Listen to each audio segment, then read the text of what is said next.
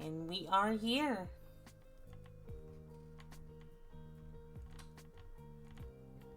Hey everyone, hello! Hello! Make sure chat box working. Should be. Hey Bit, hello everyone. How's everyone doing?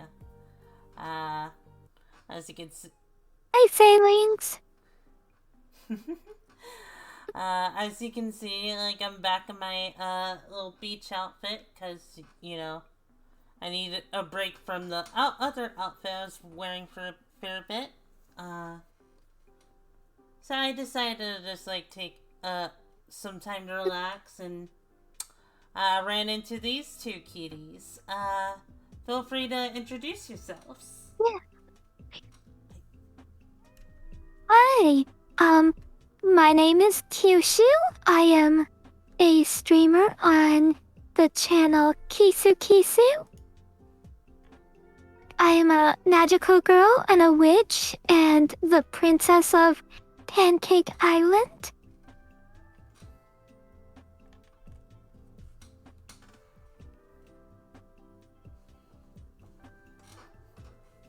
Nice.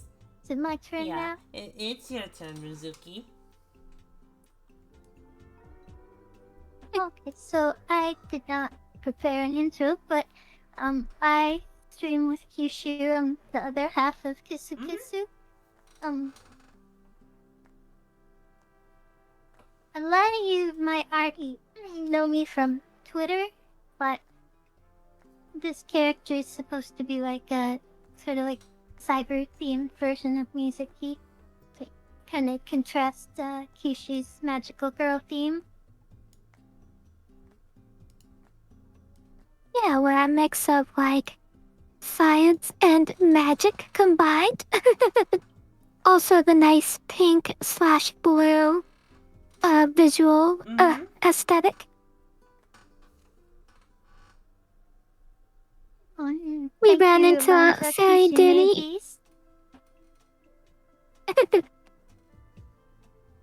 We ran into Fairy Dooney, and we invited her to the beaches of Pancake Island so she can relax. Yeah, it's very your, nice. Your swimsuit's super cute. Here. Oh, thank you.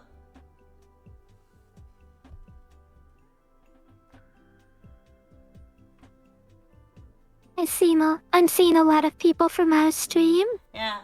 I'm not seeing Leah yet. She's right there. Yeah, there's Leah. Oh, she. Oh, okay. Hi, Leah. I see you now. Oh, and Trinky Staff. Hi, Trinky Staff. Glad you like my bikini, Alonzo.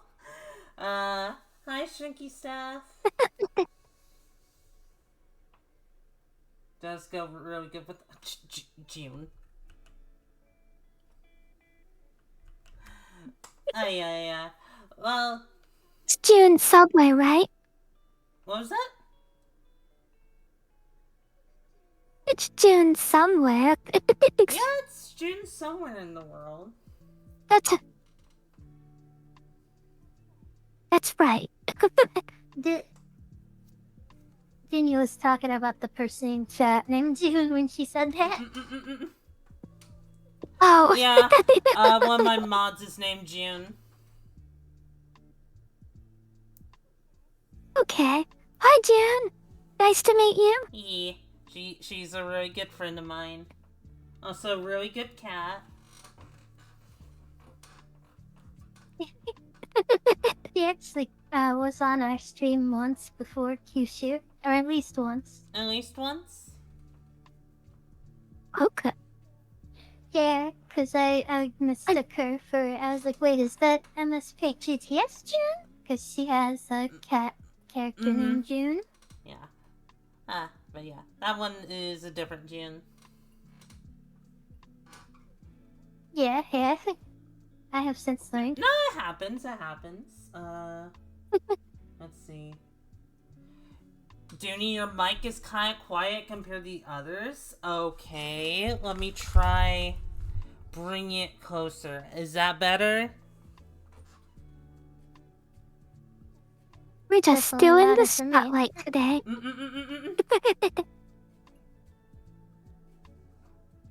Better? Okay, alright, thank you guys. Thank you guys so much. But today, like, since I'm having a cozy time at the beach, I thought might as well just, like, have a nice, peaceful little chat with these two cuties about, size stuff. And they agreed to do it with me, so we're just gonna spend maybe the next 2 hours just chatting about things relating to size, or maybe not relating to size. We don't know where this is gonna go. Wherever the wind takes us. Yeah. So you two already introduced yourselves. Thank you so much for that. I have a list of questions for everyone, for the both of you, and then later, maybe like halfway through, I'll like take questions from chat if they have anything. What that. Very important question before we start. How late are we allowed to be? You are welcome to be as lewd as you want. Keep in mind with Twitch's TOS, but other than that, like, you two can go nuts. Like, you're welcome to be yourselves here. Okay. It's just gonna be Kyushu taking advantage of that.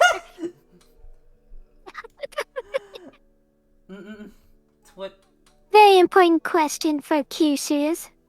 Yes, very, very important question. But my question for the both of you is, how did you two get into size?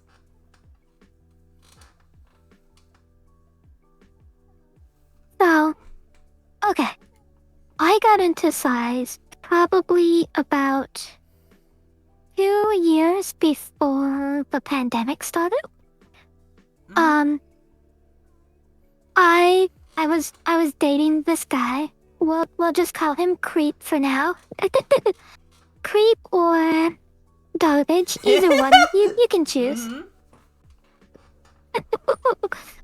I sometimes like to call him Victim X. Victim X. Nice. Yes. Kind of like Ground Zero. or Victim Zero. Yeah.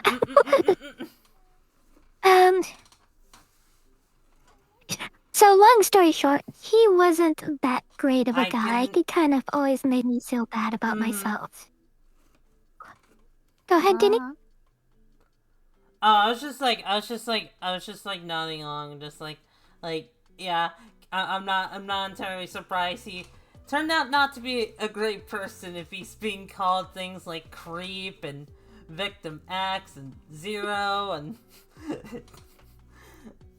Yeah. Well, he's Victim Zero because he was the first guy to suffer my size wrath. So basically what happened was, we were dating and we used to flirt by sending pictures to each other. And I would just send him like naughty, like anime girl pictures and stuff, and he'd do the same for me. But every so often, he would send me these pictures of like tiny boys being inside of like girls' shirts and stuff, or like girls like dropping tiny boys down their panties and stuff. I was like, tee-hee, that's kind of cute, but it kept happening more and more. And I was like, oh, okay, this is kind of like a thing for him. This is something he really likes. So I started, just going along with it. And I would, like, text him stuff like, tee-hee, like, drop you down my panties and stuff. And like, just say silly stuff like that to him over text. And at the time, I was just like, whatever, this isn't, like, anything I'm into, but he enjoys it, so, like, I was doing it for him. and eventually, like, I was, I finally realized that I was really unhappy with this guy, and, so depending on who you asked, I either just hardcore broke up with him, or I totally stepped on him and smushed him into the dirt. Like, Nice. whichever story you want to believe. I'd like to believe the second one, please.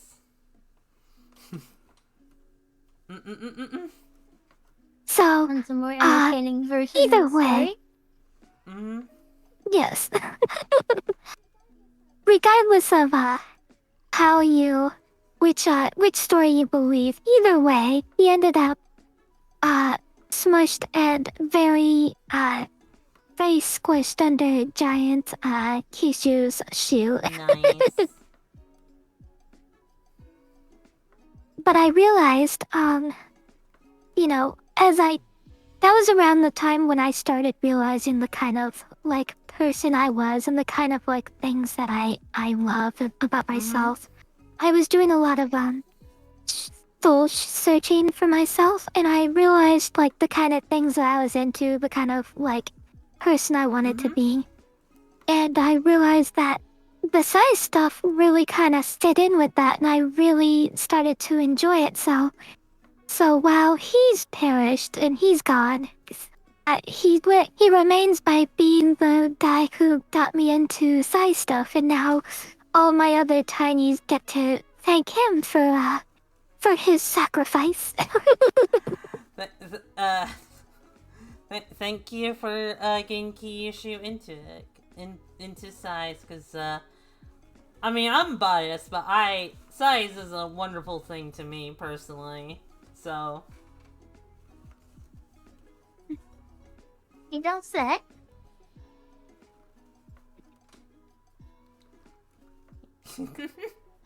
The one on Kishi's side doesn't have a name, Alonso.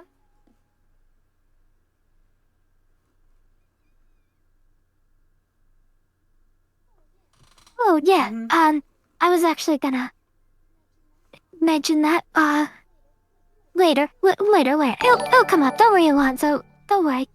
We'll talk about that later.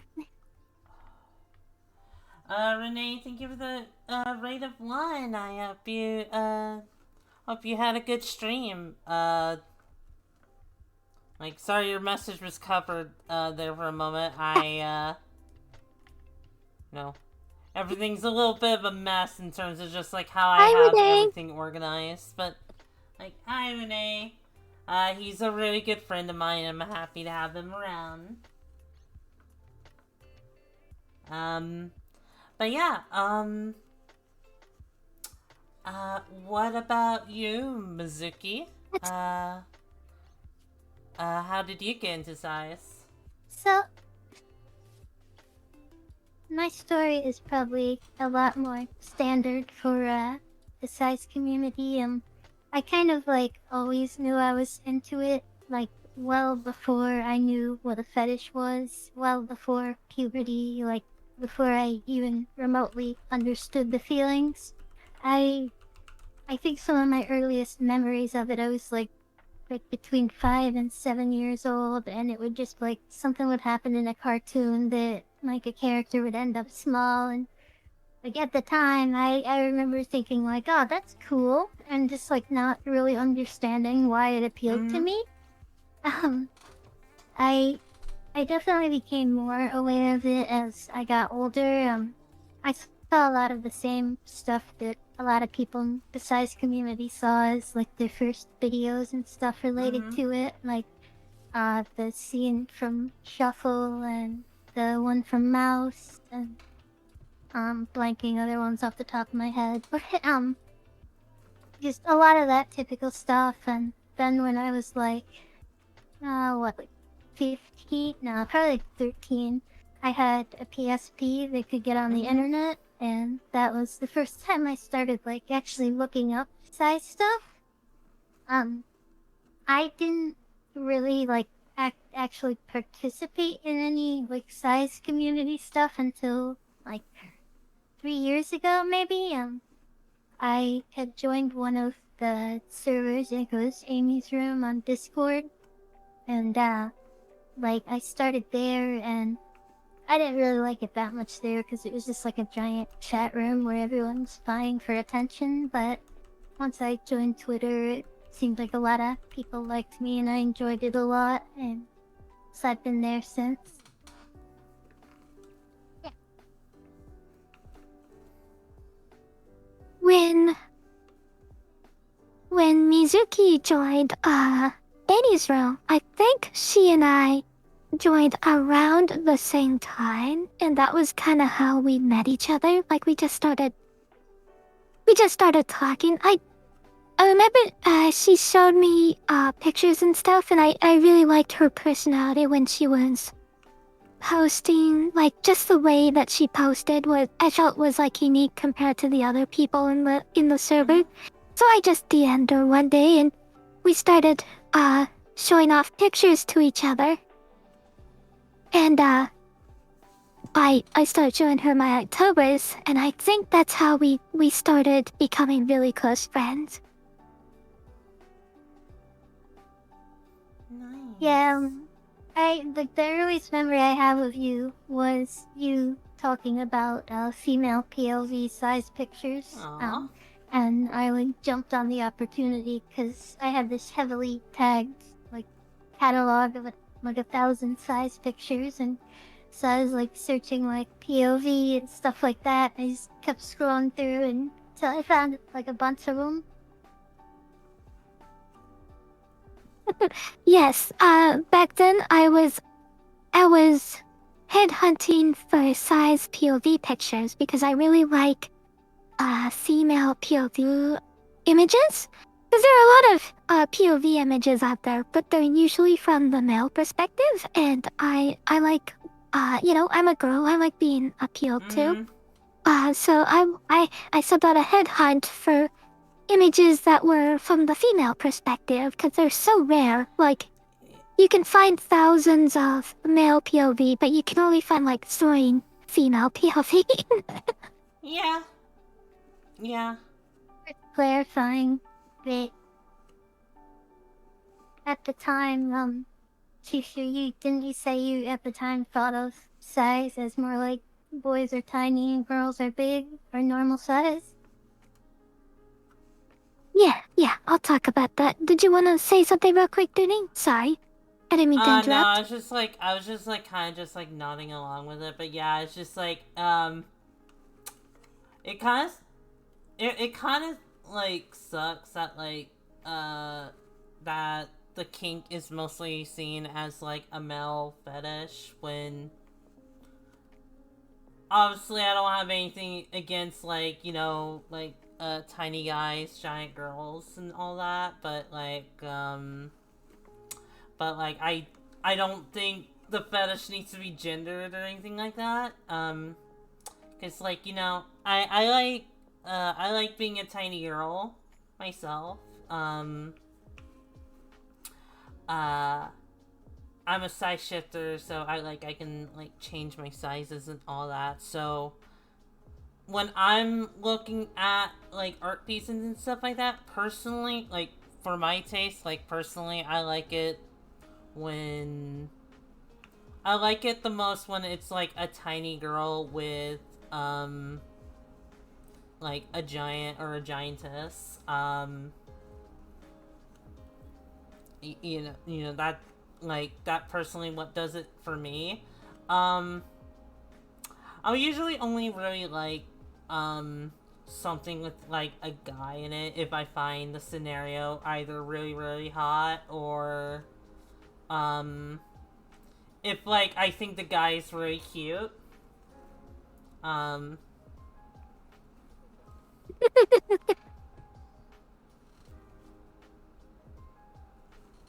Outside.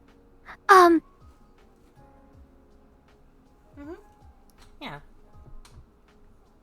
So when I first started, I used to call it tiny boy because I didn't know about like giantess and stuff. I actually thought that kink was only just like normal sized girl and tiny boys living inside her shirt and stuff, like living in her bra or. like she would just trap guys in her undergarments and trap them against her private parts. So I just called it the concept Tiny Boy, just because that was a cute name for it. And I didn't really know the like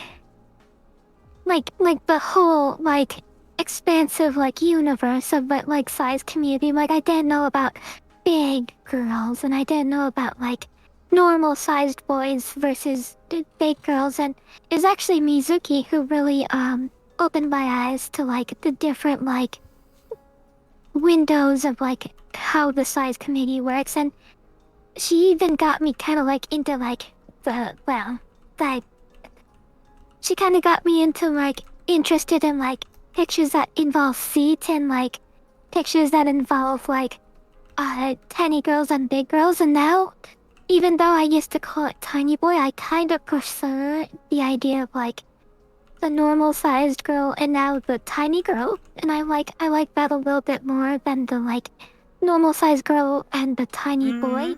Though I do like Tiny Boy still. I think I prefer Yeah, at this there's nothing point wrong with that. like liking tiny guys or anything like that. I just have my preference. Like I am very like I'm pansexual myself, and like I like guys, I like girls.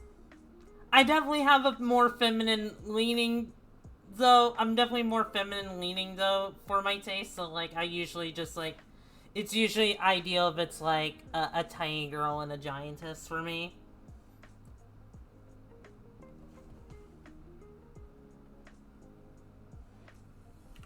You prefer?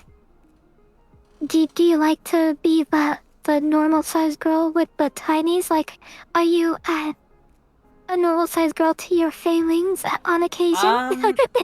So like for the most part, like I am quote unquote normal size to like failing, because like I am 5 inches tall, but like usually I'm hanging out in my dollhouse and I kind of just like treat all my failings as if they're smaller than me. Because, you know, when I have, like, the climb redeems and everything like that, it's just, you know, every so often, you know, they like to, my chat likes to bully me, and they, like to shrink me.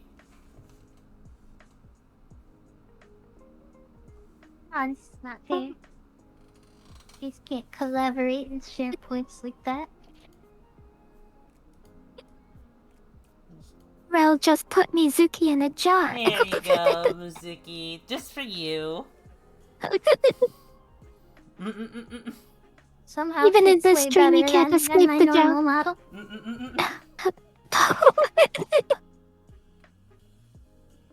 Floating ship and I'm still stuck in a jar. Sorry about that. I didn't mean to make the redeem be too expensive. It's just like I just kind of based it on my own pricing. I didn't know how you guys price it on your own stream. Everything's really cheap on ours, but that's because we have a smaller audience. Yeah, like I make my things pricey just to avoid like too much spamming. My size changing redeems actually used to be a lot more expensive than they are now, because I kind of just like loosened up a bit. So yeah. Yeah, I think as we get more people, we'll have to probably raise the price a bit, because, like, and the spam was part of what I was worried about, is, like, if they're cheap, people can just constantly be redeeming them. And Denny's in a jar now, too. Okay, so since both of you got to comment on it, and then we move past it, my thing, I generally like normal-sized girls and tiny girls. I don't mind tiny boys, but I'm not, like, into boys in real life, and I'm definitely not into being small to a boy, but I don't have anything against people that are, of course. When I had first joined Amy's room, and probably, like, still at the time when I met Kyushu, I had actually been role-playing as a big, like, 50 feet tall or so. and that was before I joined Twitter, and so it's like he got a lot of attention if he played as a big, and it hadn't really even occurred to me at the time that I don't really like being a big, that I'd rather be small. I'm just gonna borrow your jar, Mizuki, if you don't mind me. You know, actually, hang on. Hold on. I think I can make this work.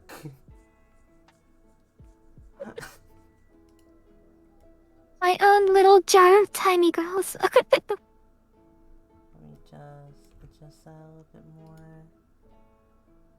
Okay, I think that works. We can share a jar, right, Mizuki? Maybe scoot me over to the left. I can do that. Let's see here. And there's more space for us. You guys don't want me in a jar, do you? You want me to sit on top of the jar? Oh my gosh. Hey.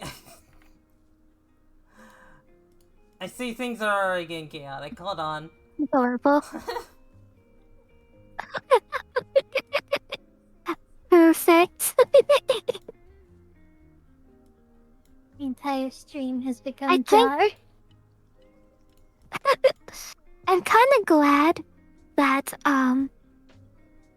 I feel like I influenced Mizuki in a positive way as far as side stuff. And I'm glad that I was able to kind of share that because she really influenced me heavily. She opened my horizons size-wise, like by 80% or 80% more than the tiny little 10% that I was already invested in. Yeah, I've definitely been influenced with my with me being into size over the years. I wasn't used to this. I wasn't really into this one thing until I got exposed to it for long enough, and then it's like, you know what? I do like that. I'm into that.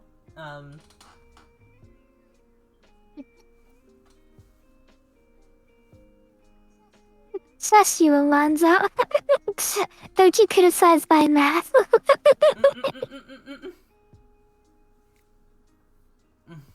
I know one of the things that I definitely got a lot more into after joining Size Twitter and Size Discords was feet and shoes and socks. I wasn't completely uninterested in them before, but my interest in them definitely spiked a lot at some point. I didn't even really know what Converse were. I kinda did when I started, but now they're my favorite shoe and I love them and my character has them.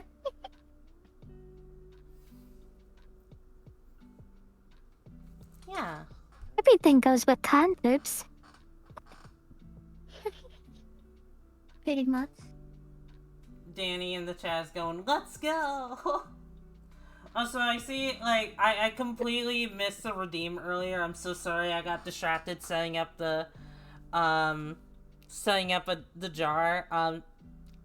Smith redeemed an Ara, so I shall be doing that. So you two will be witnessing my okay at best Ara. Hope you two are ready. I'm ready.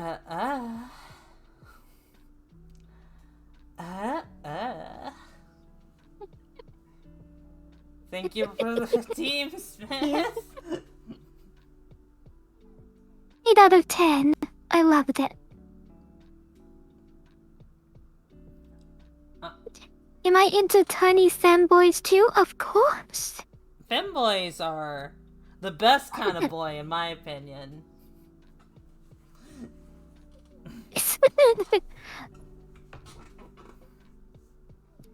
I actually agree. Feelings on it. Go ahead, Bisa. I don't have any strong feelings on it, but I think I would prefer them over regular boys, regular tiny boys, I suppose. I haven't seen a lot of stuff with tiny femboys, to be honest. Yeah, like like I was mentioning before, just like if if I find like the boy to be cute in size stuff, I don't really mind it. That's just kind of like what I mean. Like if they're like tiny femboys, then I honestly do think that's really adorable. Yeah. The best part about size stuffs when it comes to hot guys is you just get to keep him. You get to just take him home with you, just tuck him down, and he's yours forever now.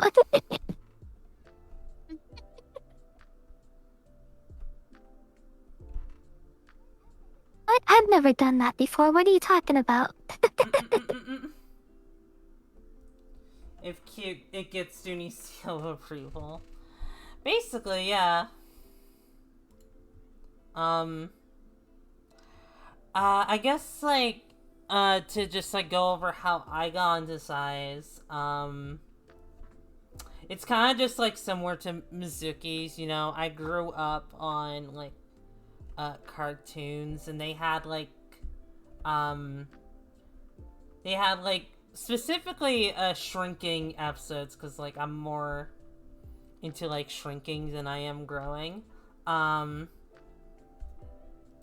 they had like episodes like that, and as a kid I was just very, very fascinated with that, so I kept like writing stories and stuff like that and all that, just like about like someone shrinking and having an adventure. I when I was like a teenager, I realized, oh, this is a fetish. This is something I really, really like. Like, funny enough, it was just like, you know, it's just like, I like the idea of just like being a tiny girl or being a girl that got shrunk and had to like find her way to get back to normal. I find that scenario very appealing. And then as time went on, you know, I just became more of a size shifter, and now you see me for what I am today. Great.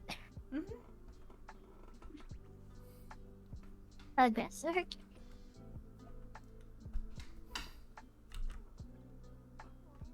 So I have an important question for you.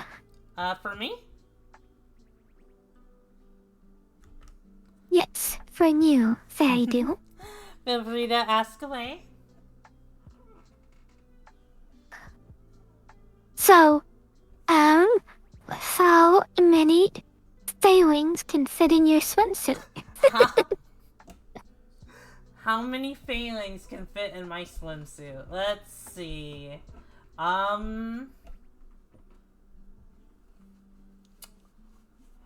Well, I guess for reference, I would say a failing is usually roughly the size of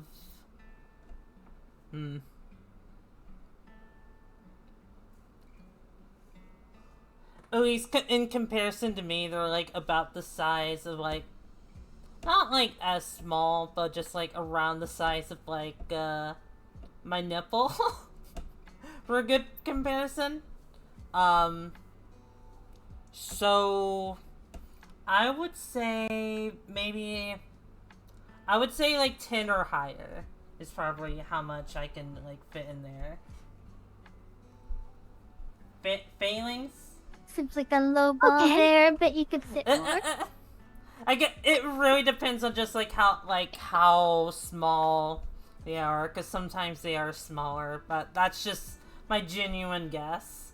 But yeah, failings are like what I call people in my chat. Alonso, if you were curious.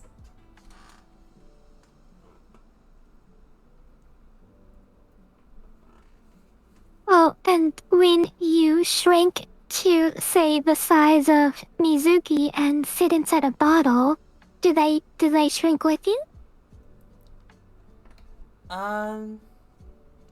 Say that again?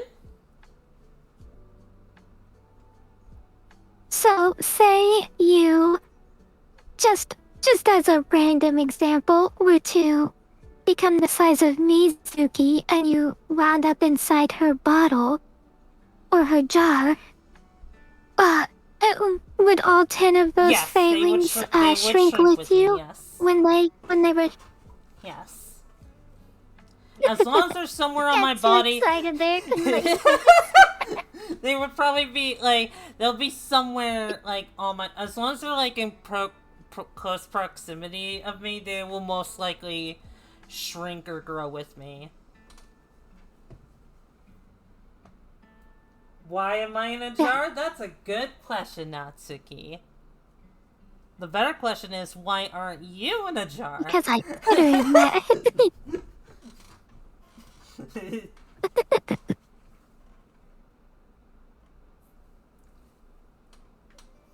I was just curious because, like, currently I've taken at least 13 of your failings and tucked them somewhere in my outfit, and I was just curious how many you could do the same. Yeah. My final answer to that would just, like, probably just be a lot. I could probably just, like, fit a lot in my, bra.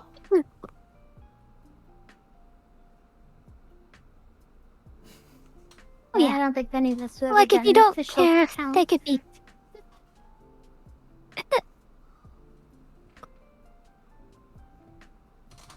Yeah, Yeah, please go. It's all about if you want them to be hidden or not. Mm-hmm. Yeah. Yeah. Please, go give, these two some love. They are, like, great. They're really chill. I'm happy to have them on my channel. Oh, thank you. Thank you. This is our first time doing a collab. Yeah, I hope you guys are having fun so far. Yes. Alright, so... Aw, thank you for the shout out. Thank you, June. I assume that was June. Let's see here. For my next question, I have, I think you guys might have already answered this, but I'll, like, ask this. What brought you into the size community specifically? Okay, so... you mean, like, how did I get with, like, other people and just start, like, doing size stuff, right? I would say so, yeah. So, okay, shout out to one of my, Discord friends. I was showing also, like, pictures to one of my friends on Discord here. The very first, Discord server I joined was called, the Litter Box. It was just a chatting server where people just talked. And,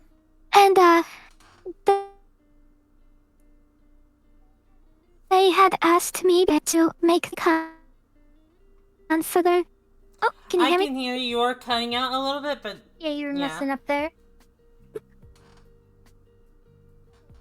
Okay, there was just a little weird thing with my internet, but it seems to be fine now.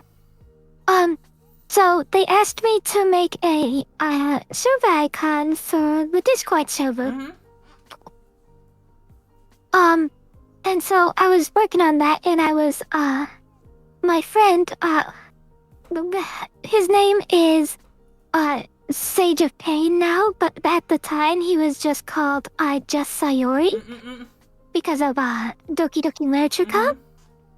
And I liked to just, you know, I like to flirt with everyone I talk to on Discord. Like every single person. If you talk to me long enough, I will flirt with you. That is a threat. Alright, note to self, talk to Kyushu but I was more. just flirting with him, and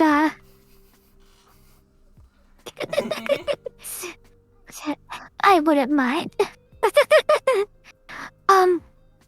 I was just playing with him, and I was showing him my pictures. And I showed him one of the pictures I drew of Kyushu. My at the time, she was just a drawing. She wasn't a full character, a full VTuber at the time. But he noticed that there was a tiny man on her thigh. And he mentioned that he found stuff like that super hot. Aww. And, he basically found everything I did hot, spoilers, for later in the conversation, but I like a lot more than just size stuff. There's a lot of different things I'm into. But, he liked all the things that I was into, and I told him that, yeah, I really like size stuff, and I was interested in size stuff. And he, introduced me to a... My internet is acting all cattywampus. Can you hear me? I can hear you. Yeah. Okay. Sorry, hopefully my internet stops doing it. Okay, so, he introduced me to a Discord server, and I just decided to join it. I was like, oh, that's cool. There's a bunch of people in this Discord server just for this idea of, like, shrinking boys and tugging them in your shirt and stuff. And I thought that was awesome. So I just decided to join that Discord server. And from there, I kind of branched out when I met Mizuki, and she started doing, like, size Twitter stuff. And I followed suit, like, I made a size Twitter as well, cause I never did Twitter or anything like that. I never found appeal in, like, social media. So, like, I had no reason to do social media. I personally think Except to, like, show off my cat pictures or whatever. Yeah. So, but, she told me about, like, role-playing size stuff, and I was like, this is amazing, I want to do this too. And so I kind of just followed Mizuki when she started doing the size Twitter. And that's basically how I became part of the community. Aww.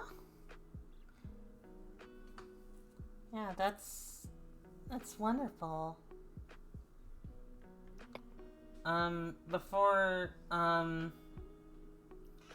Before I get to Mizuki, In was saying something earlier. I feel like this will probably apply more to, like, Kyushu, but, what areas, when it comes to tinies, are off limits?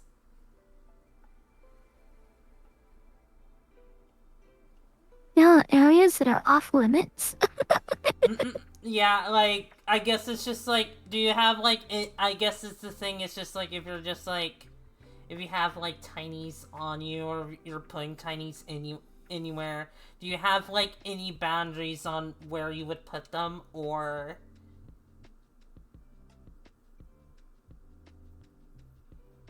No. Honestly, no.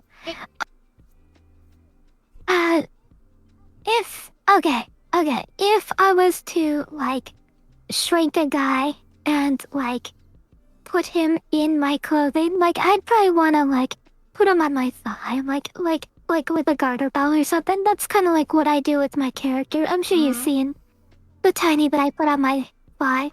I love clothes, and I love accessories. I'd like to do something like that where I, like, put him in, like, a necklace, or, like, put him on my thigh, like, something like that. So, like, he's a conversation piece. So, like, I'm, like, meeting friends at, like, a restaurant, and they'd wave, and they'd see me coming, I'd wave back, and they'd see the little tiny man that's on my thigh, and they'd be like, oh, wow, that's a cute little accessory you have there. It definitely start up a conversation. But honestly, like, if I had, like, a ribbon, like, I wouldn't mind tying up, like, a guy, like, up in ribbon and, like, tucking him down, like, my, like, yoga pants or something like that. Like, that would be fine with me. Like, I probably would want to, like, bind him like that with, like, ribbon or whatever, if he's gonna go down into, like, the more intimate areas. Because I guess, like, I wouldn't want him to like, just to be a little bit on the appropriate side, I wouldn't want him to, like, enter the deep within. So I'd probably bind him.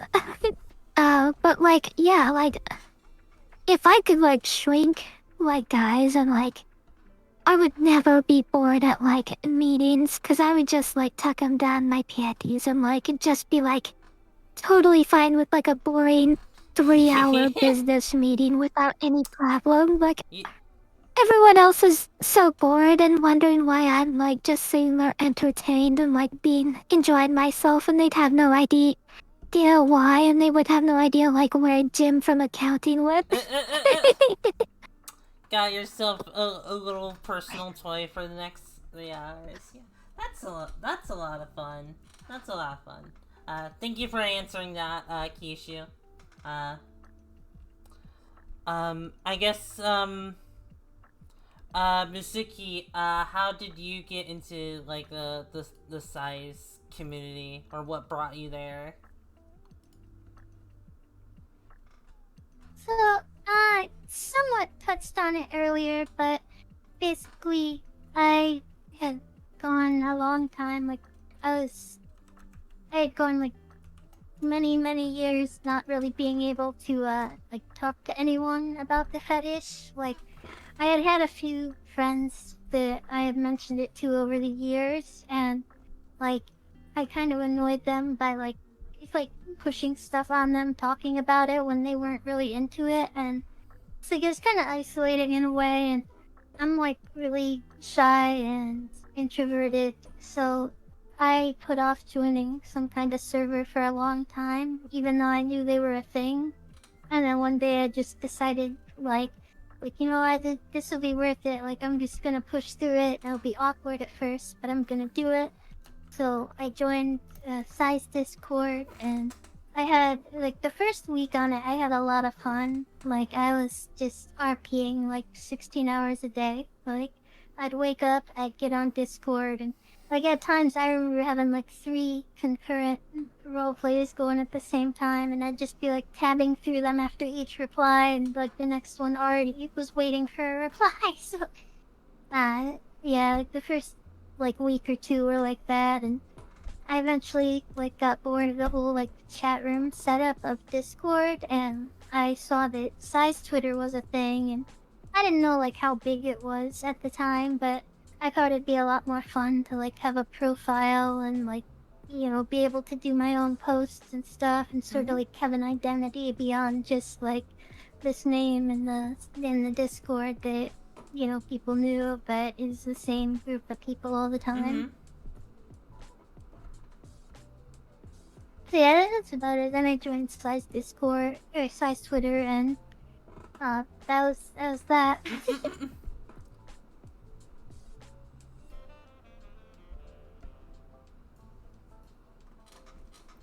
How about you, Dooney? Anywhere that's off limits for Dooning? I'm gonna be honest. Not. It's just kind of similar to you, Kyushu. I'd say, like, I'm very, like, open. Like, there isn't, like, if I have, like, if I'm gonna have Chinese on me, then I'm not really picky on where they can and cannot go. Like, I'm very open when that comes to that kind of thing. If they want, like, explore my mountains, they are welcome to. If they want to explore my cave, they are welcome to. Like, I'm not really... Probably would put a limit on. I'd probably, like, put up a do not enter sign on the caves, but they're welcome to hang out outside the cage as they want. That is completely fair.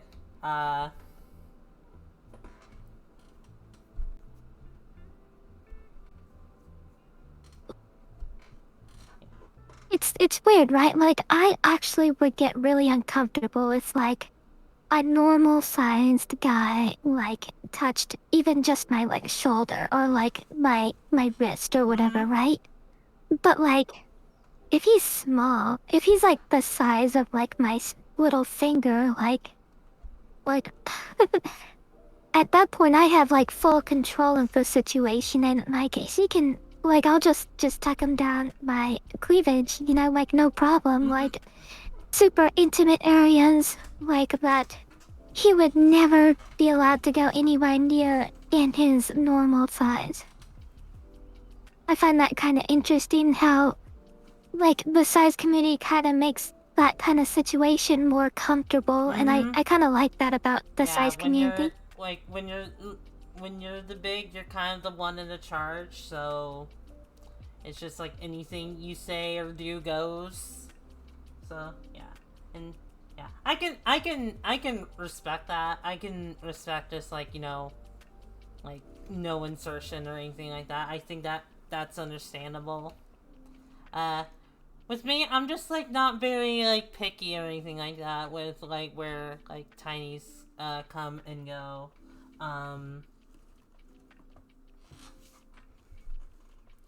I guess like in terms of just like what brought me into the community, what I used to do is like, it was like, I want to say 12 years ago at this point. I want to say somewhere around there. I started drawing and posting on DeviantArt back in the day before it turned to shit. I would post there because, like, you know, I was really passionate about like size content, so I would draw like, or at least draw and improve on my own stuff so I can like produce like my own size content. And then over time, like, you know, I started like drawing myself as like a giantess and stuff and all that, and over time it got to the point where like I started expanding a bit, so I got myself a Twitter and then Discord. You know, I went from there and I made lots of really good friends over the years. And it just like really helped me connect with like people, especially since growing up I didn't have that many friends. So the fact that like I could just like make friends with people who had very similar interests with me in terms of just like kinks and all that was very much appreciated. It helped me get by. Oh.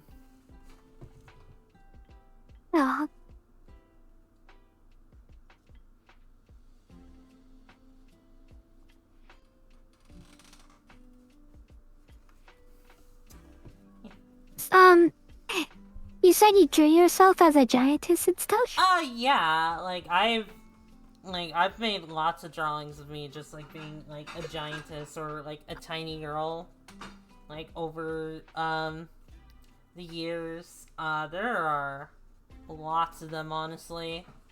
I could show you sometime if you're interested, Kyushu. What? Yeah. I was gonna ask, are you able to show off arts here on the stream? Because if you were, I was gonna send you a couple of my drawings if you wanted to show them off. You can show people your drawings. That's fine. You can just send them to me and I'll show them to you. It's completely fine. Sure. Okay, I'll start with the lewdest one first, just to get all the hot and bothered people. Yeah. Just be careful, like no nudity or anything like that. To relax and just as a warning.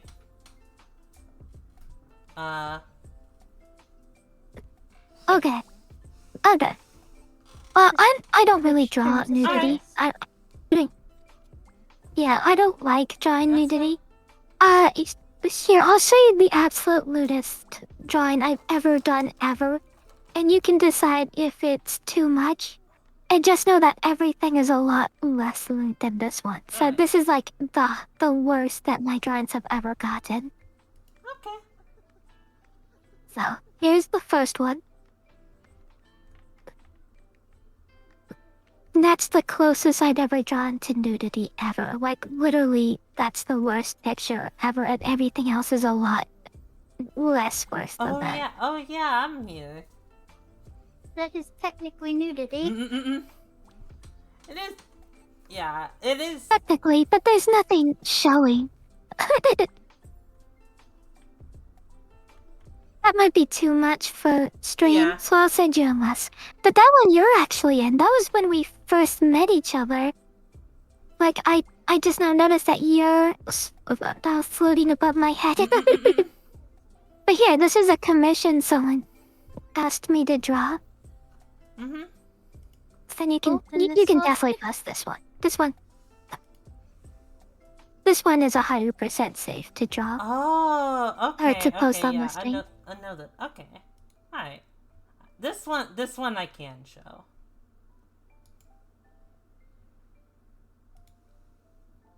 Yeah, the first one I showed you, that's as bad as they get, and everything else is way less worse. Like, that's like, everything else is like, the second picture I sent you is, that's like my average drawing. Like, that's the style I draw. That's as lewd as I get in Jitto.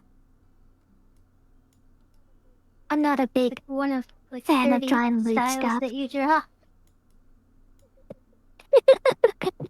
Kyushu's able to draw in like a ton of different styles. Like, so I've always been impressed with that. Like, you could show 2 different drawings that look like they're made by completely different people. Alright, here we go. Here we go. I actually have a problem maintaining an art style. Like, whenever I draw pictures, yeah, that was a commission that someone on Twitter asked me to draw. Very nice friend, I still talk to that commissioner. And that's a picture of me, tucking this little girl down my cleavage. Yeah. That was back when, I used to use the sorcerers from, Dragon Crown as my profile picture on Twitter. So that's kind of like why she doesn't look like Kyushu. Yeah. That makes sense. It makes sense. Yeah. Also, you were telling just like not being able to find your art style for a while. I was also going through something similar when I was just like I wasn't sure like what like my art style was, so I kind of kept searching for years. I think I've settled on one, so. But I know that feeling of just like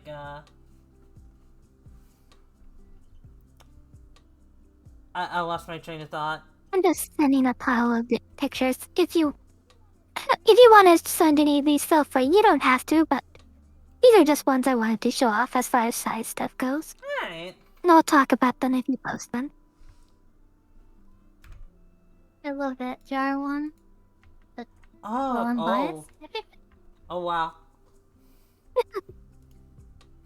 Oh, that jar one's very cute. I will show this one. Also I noticed that's okay.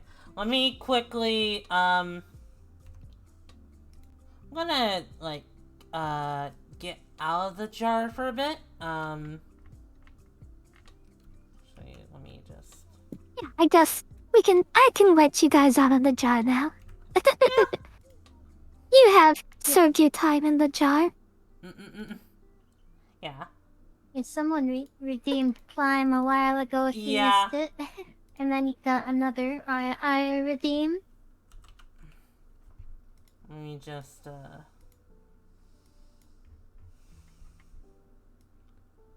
here we go.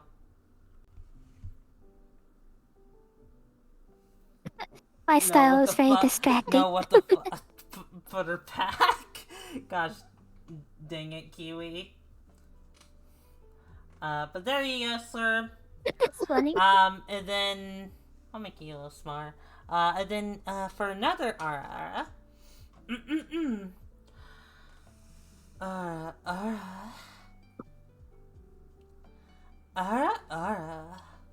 That one was pretty good. I would say that one's a lot better than the first one. I'm such a sucker for voices. Aw, thank you.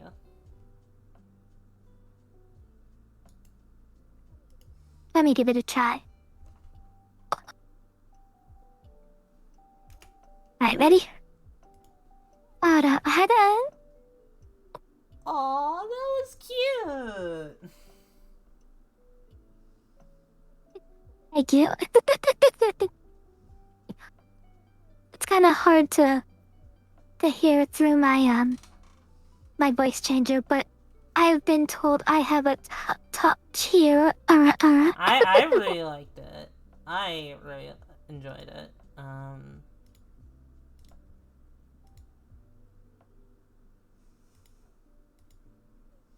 feel like we should probably answer Daniel Yeah. after he's done Yeah. 2 different highlight message redeems to ask that. Yeah, sorry. Got sidetracked by art and all that. My bad. Also, yes, but I am cute. Yeah, there's a lot going on. Sorry about that. I'll just leave this, art piece on here for the time being, but, like, let me go over and see, In's message, again. Oh no, it's the pigeon. Let's see. To all three, but mainly for Kyushu and Mizuki. Have you had a situation pop up that, in an interesting twist, it's the tiny that has all the power over the giantess? If so, would that be something you'd be willing to try with someone you care about? So, basically, a tiny dom is what they're saying.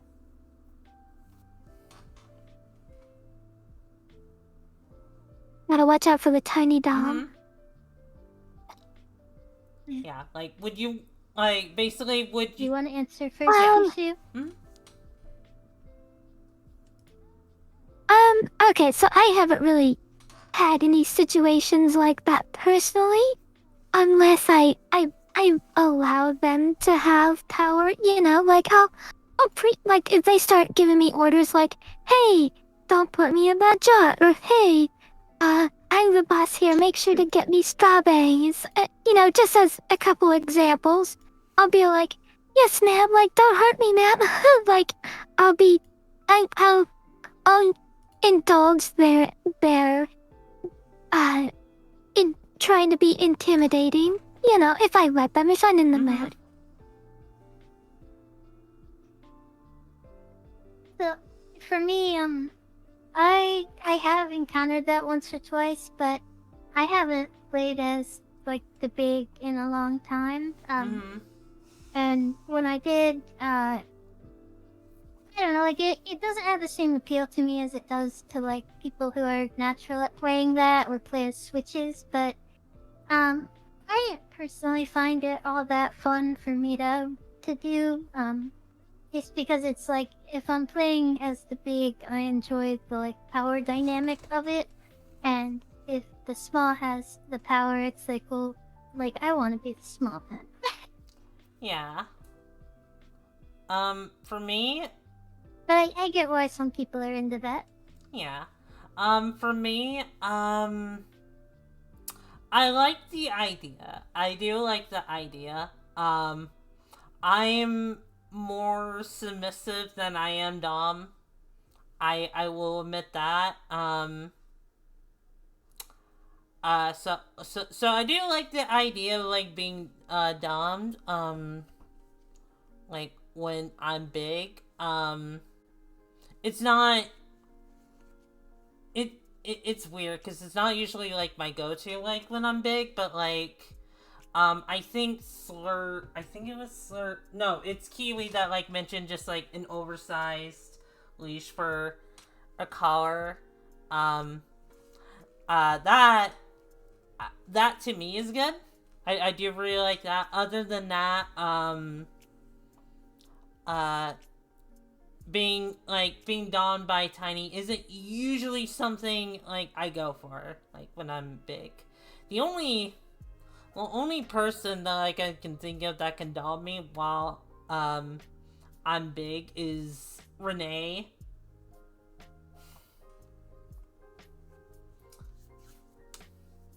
Uh-oh. Renee is Buffy when she's the small. Well, Renee is just... Renee, you've been a tiny dom before. You I'll try and tease you, hey, I hope I don't sit on you, Renee. And then you'd be like, oh, well, hang on, let me, get my, bongo sound effects. And then you'll, play the bongo sound effects, and I get all flustered. I'm just like, gosh, damn it, Renee.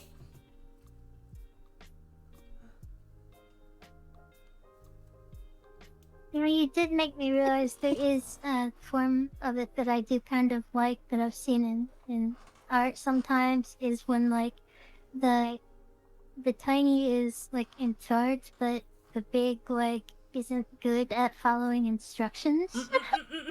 So it's they're trying to do what they say, but it's they still end up the tiny still ends up being smothered or something, put in uncomfortable situations. Yeah, I think... I actually had a dream of this once. Oh? Go ahead. Dooney, go ahead, finish. I was just gonna say to Mizuki that I think that's a pretty fun dynamic. Other than that, usually if I'm gonna be a sub, I usually prefer to be tiny. That's just, my thing, personally.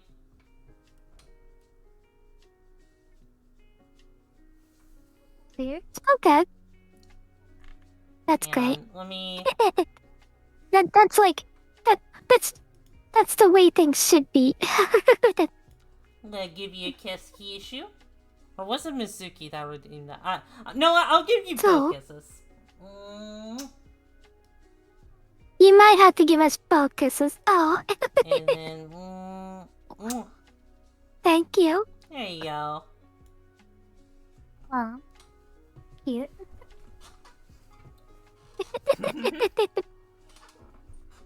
But what were you gonna say about your, dream?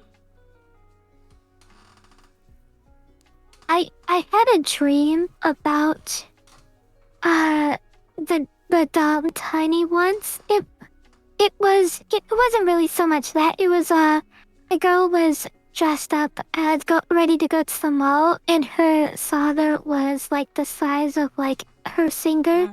And he was standing on the kitchen table, and he's like, "Where do you think you're going, young lady?" And she's like, "Oh, I'm going out with friends." And he was like, "Not dressed like that, young lady." And she's like, "Dad, you're so unfair." Getting mad at the dad is doing all this stuff to assert his authority, and this girl is just letting him because he's her dad. And I don't know if that was a dream or if it was a story I heard, but I thought I remembered it as a dream. And I just remember she had a tiny guy tucked in her outfit and stuff, and he was more concerned about the way she was dressed, going to the mall. And it was just a silly small thing that I have a vague memory of. Yeah.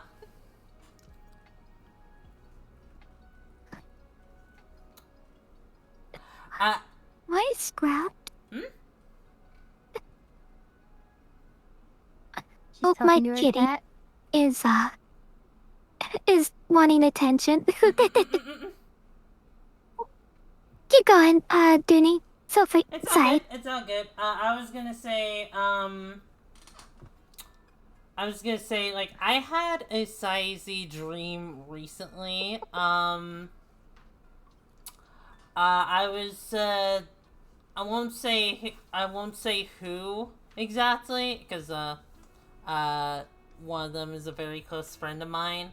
But I had a dream of, a friend of mine and her boyfriend using me as a toy. And I remember. You? Oh my. Yeah, like I remember that, and when I woke up, I'm just like, what the fuck? I mean, that's really hot, but oh my. I appreciate having a dream like that, but a little embarrassing because like it was. It's of like one of my closest friends, and you know she knows that like you know like I'm into size kink and everything like that. But it's just like oh yeah, I had a dream of you and your boyfriend using me as a toy, and it was really hot. Because, well, on one hand she probably wouldn't mind, but at the same time it's just like it would be kind of awkward to bring it up.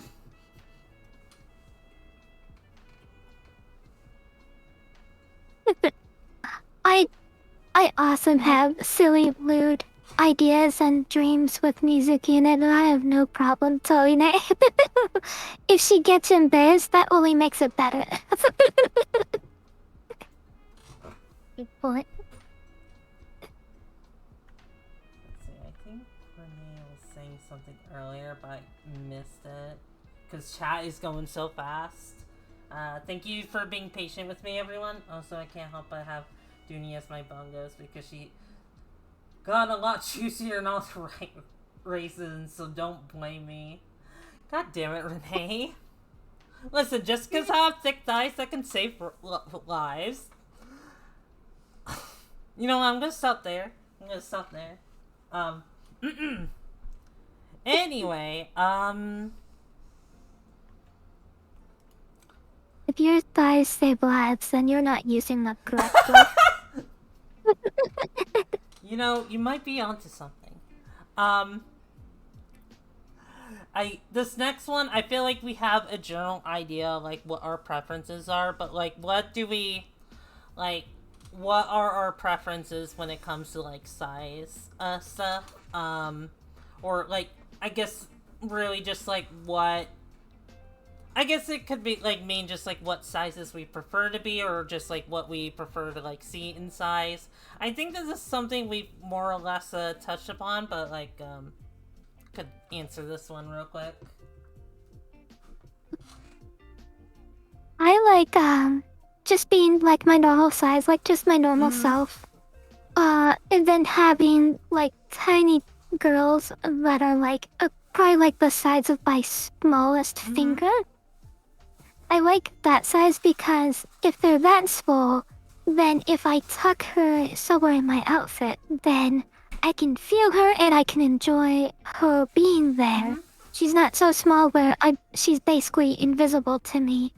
So I can still feel her and enjoy her, feel her squirming around trying to escape or being pressed tightly depending on how tight my clothes are. And like, so, but she's not so big where she can't be, like, she would be noticed if like, I had her in like my top or something like so. She would be invisible to everyone, so she'd just be like my little secret.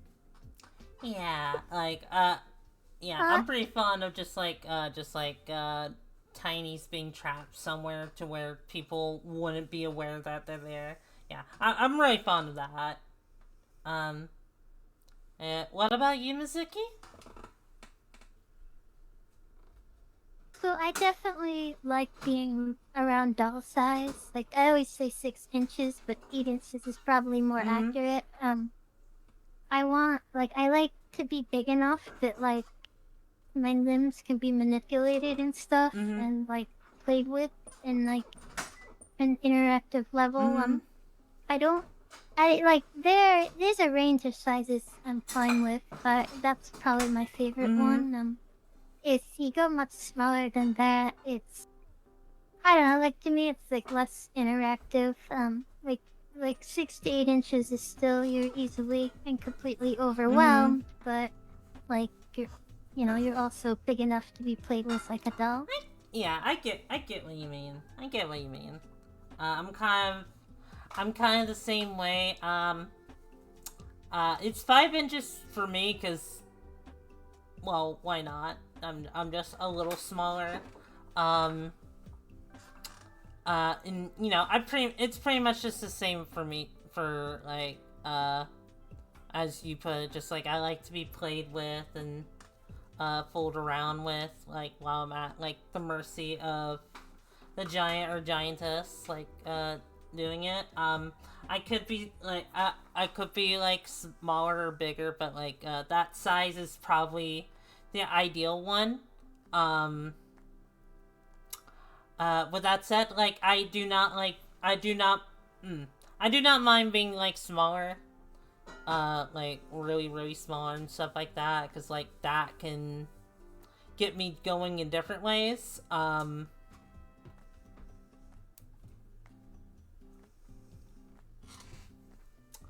Uh, in ter- If if you were big, if you were a giantess, what is your preferred size? it's when I'm a giantess, it's a basic, kind of like basic, like 50 foot tall, because it's just like it's like it's a decent size to go around in a city without causing too much destruction. Yet, uh, and, just like kind of like build up from there if I decide to grow bigger or just you know just kind of just like stay at like a 50-foot tall size. Yeah. I tend to like prefer to like be like small, mostly because because like I kind of grew up just like imagining just like me being tiny and whatnot, so I grew so it's more I'm more used to it being like that. And the second thing is just because um it's like due to like some bad experiences with like role players, and how I think the three of us probably have experienced like these types of people where they're just like um just like, hey, can you be big for me? Can you be big for me? Can I worship you? Can I worship your feet? Can I, uh, can, can you do that for me? Can you do that for me? And you get it a lot so much that it's just like, it kind of makes big not being fun. At least for me. At least for me personally. So it was just kind of like a turn off, and I was, for a good while, basically exclusively small for a long time because I was so tired of it. I mean, I eventually turned around because like there are friends that I'm willing to be big for because I trust them a lot and I know they're not gonna be like weird about it or have such demands. If that makes any sense. So, like, I really only enjoy, like, being big when it's, like, around people I love, or it's, on my streams, because, of course, like, I don't mind being big on my streams. Okay. When I'm... It's interesting that you brought up, like, people begging for you to be big. Because as you know, I'm probably the big person in the group usually, but I'm just normal size and everyone else is just really tiny around me. So like, I never really have people begging me to be small, but I've heard a lot of people saying that they get a lot of those kind of requests, and like it really hurts their interest in the size stuff. So I definitely get what you're saying there. I don't know. I don't really RP. Like I've tried to RP a couple times, but there was always like something that got in the way. Like either like I'm RPing with a guy that wants to do nothing but like immediately go to like sex and like talk about like something really rude that can be and stuff. boring. And I'm like, when I first heard of when I first heard about RP, I actually thought it was more like D&D, where it's like, I have a character and I describe what my character does. And then it was like a fantasy, like oh, we're going to be magical mythical girls and like fight evil in this town. And but no, what they actually wanted was to find ways to do weird stuff to my character and stuff. And so I never really got into RP stuff. Cause it was just like Smite Night. I'm not a big like sexton or smut person. Like I don't really like talk like that on my phone and stuff. And like when I'm like Discording, like I flirt all the time, but that's just like how I am. Like I'm just naturally a flirt. Like I don't even notice I'm doing it sometimes. But long story short, like I get why you would have like this distaste for size stuff being like the big, and like I've never really had that because like whenever I'm doing size stuff, I'm always the big in the room, so I never had the problem of people begging me to do it.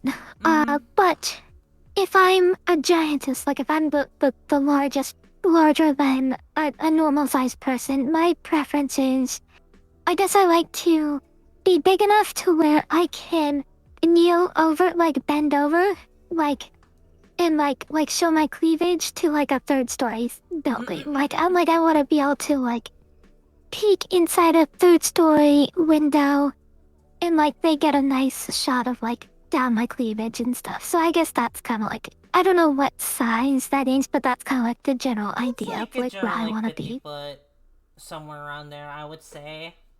At least in my head. Specifically third floor? Yeah, yeah, specifically like third floor, sometimes like bigger, but like that general range.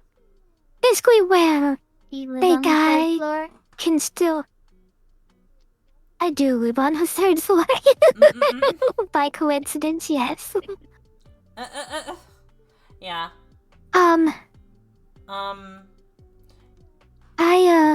Basically, I just want to be normal-sized. People are basically the same as if I'm normal-sized and they're tiny. Yeah. Like the same range, but it's just I'm big instead of normal-sized. And they're just the same size as they would if I was to shrink them down at normal size. Yeah, it makes sense. Yeah. Not the same for me. I don't I don't really have a disdain for being big, not as much as I used to. The reason I had a disdain for it to begin with was because of the RP. So once I just was around friends who liked it when I was big, but they weren't pressuring me to RP or anything like that. They just talked about me being big and stuff, and I would tease them about stuff like that. I was cool with, and if I really trust them, I will RP with them as a big. It's not it's not just RPing as a giantess or in general is off limits. It's just I don't really get a lot of good RP partners because I have a problem with ghosting, cause I feel like I get pressured into just oh, now that I did this thing I have to commit to this, and I just I kind of get scared. So there's that.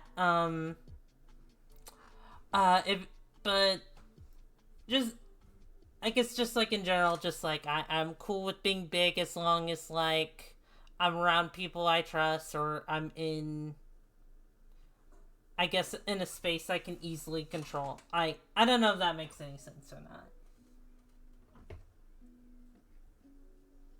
Yeah, you gotta be comfortable and stuff with it. Yeah. I think I don't know if this is specific to the size community, but I feel like a sort of known problem we have is how a lot of people are selfish role players, where it's you're just there as a vehicle for their interests. When I did play as a big, I really was not interested when people were trying to just tell me what to do out of character and stuff, because it's part of the limited joy I get from playing as a big is the power dynamic, and it's I'm in control of this situation. So when people you know, just wanna be like, oh, do this, do that, and like you should let me do this. And, I don't know, but I feel like a lot, like I don't think it's the majority or anything, but I think a lot of people just don't have like the social understanding of like how this is supposed to work. Yeah. Mm-hmm.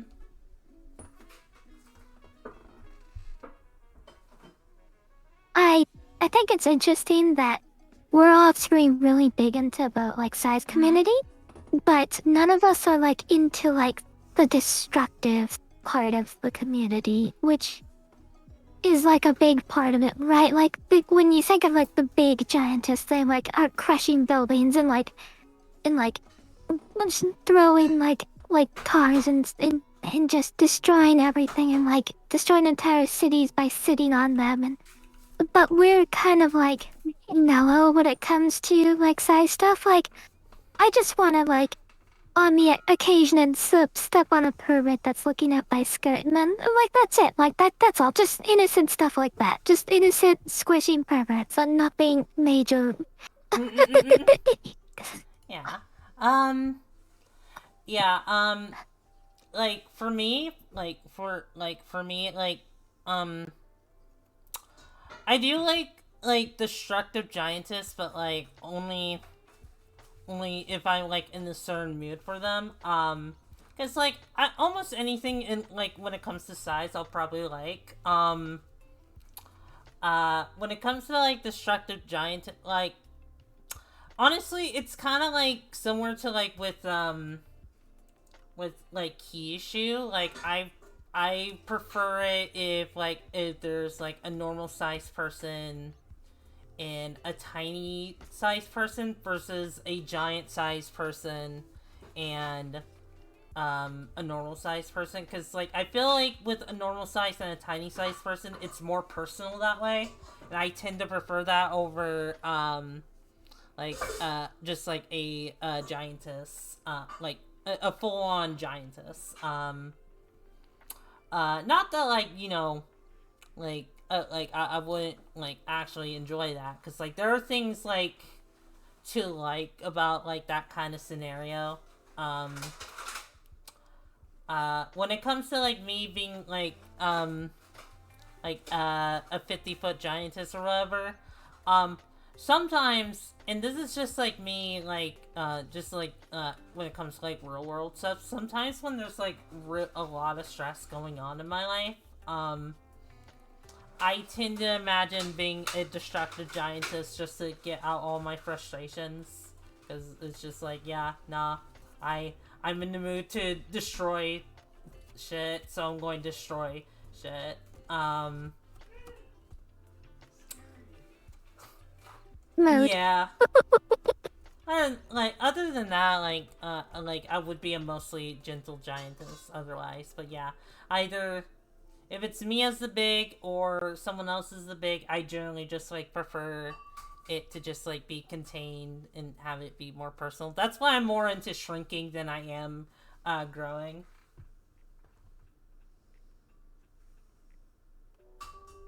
I think That's fair. a minute ago when Kyushu, you were saying how like even though we're big into the size community, none of us are particularly into the destruction stuff. I think a lot of I think that's largely because of like we're on like one side of the divide where like when you're into shrinking stuff versus when you're into giantess stuff, because it's like if you're into shrinking, you're probably like more about the personal interaction between two people, whereas I think, and maybe I shouldn't speak on it because I'm not into being big as much, but I think people that are into giantess stuff specifically are more about like the awe and power of it. Like, so like it makes sense that they're into destruction, whereas like if you're into shrinking stuff and you're into like the personal aspect of it, like a giantess destroying like hundreds of buildings at once is like the furthest you can get from personal.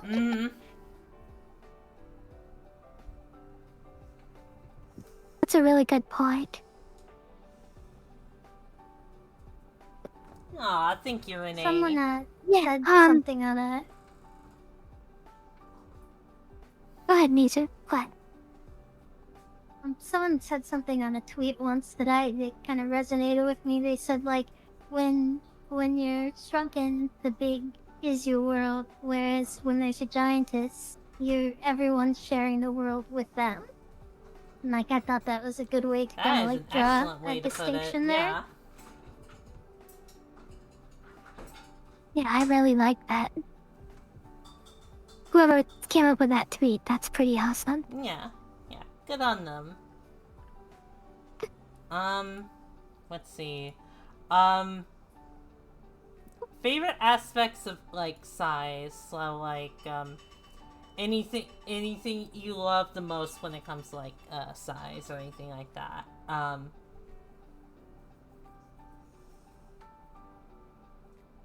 Okay. Okay. So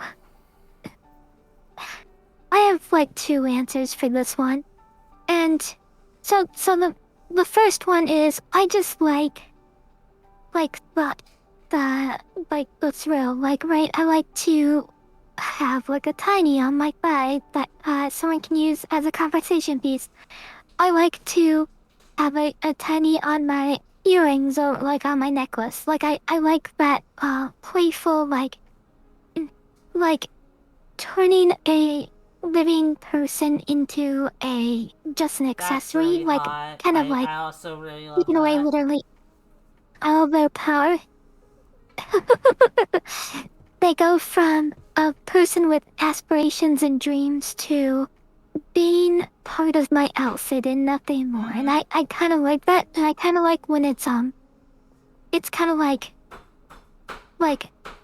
dismissed. Like I kind of like when there's no attention brought to it. It's just like, oh, there's just a guy on Kyushu's thigh, like, and then like that's like it. Like, but like there's no other mention of him. Like you don't know his name. You don't know like anything about him. It's just like, oh, that was just a guy that needs to like probably like have like a 9 to 5 job, and then suddenly now he's just part of my swimsuit. Like.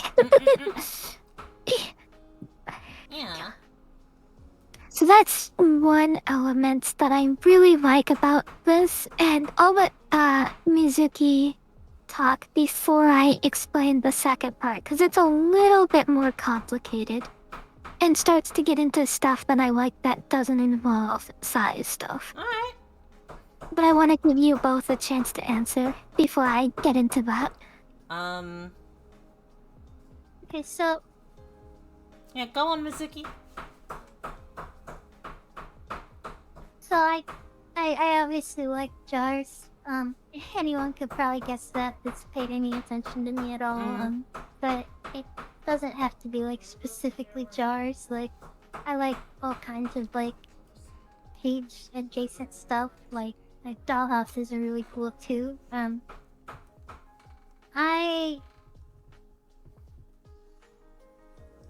I don't know. There's a lot more stuff I don't like than stuff I do. But I really like the personal aspect of it.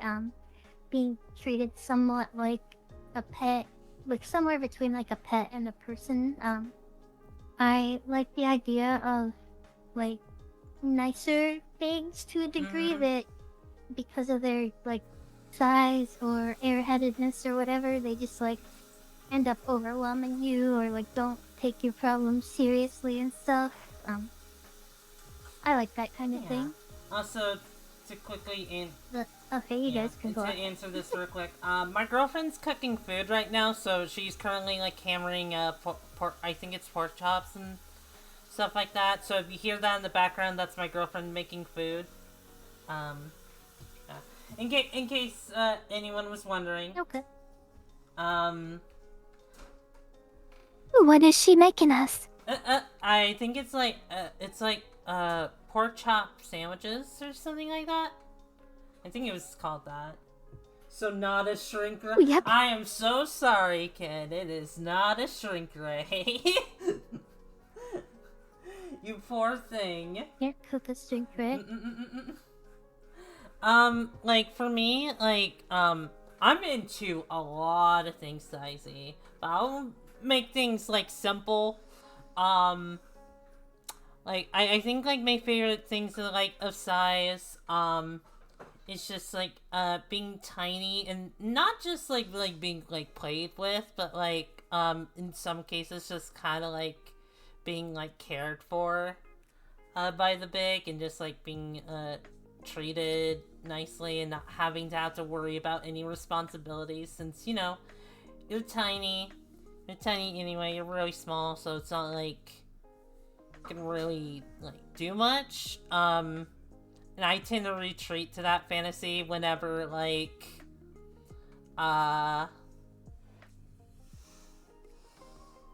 Pretty Ladies in a Jar? Yes. Pretty Ladies in a Jar. Right. Oh, you're right, this art piece. Hang on. Let me, let's see, where's it? Yeah. This is something, Kyushu, drew. I was gonna show it off later, earlier, but I got distracted, but this is what she drew. It's really, really cute. Yeah. So, I'm part of a group called the Cute Girls. And these are the 3 cute girls. Obviously, you can tell that one of them is Mizuki. The other 2 will go unnamed for the moment. But they know that it's them, because I've showed them, and they immediately recognize themselves. But, yeah, that was just a picture I wanted to make as a gift for all of the cute girls. That's the name of our group, the Cute Girls, and yeah, I just wanted to give them a gift. And you can tell it's me because I always draw my nails to all glittery and sparkly like that. And this is another piece you drew. So if you ever see those glitter sparkle nails,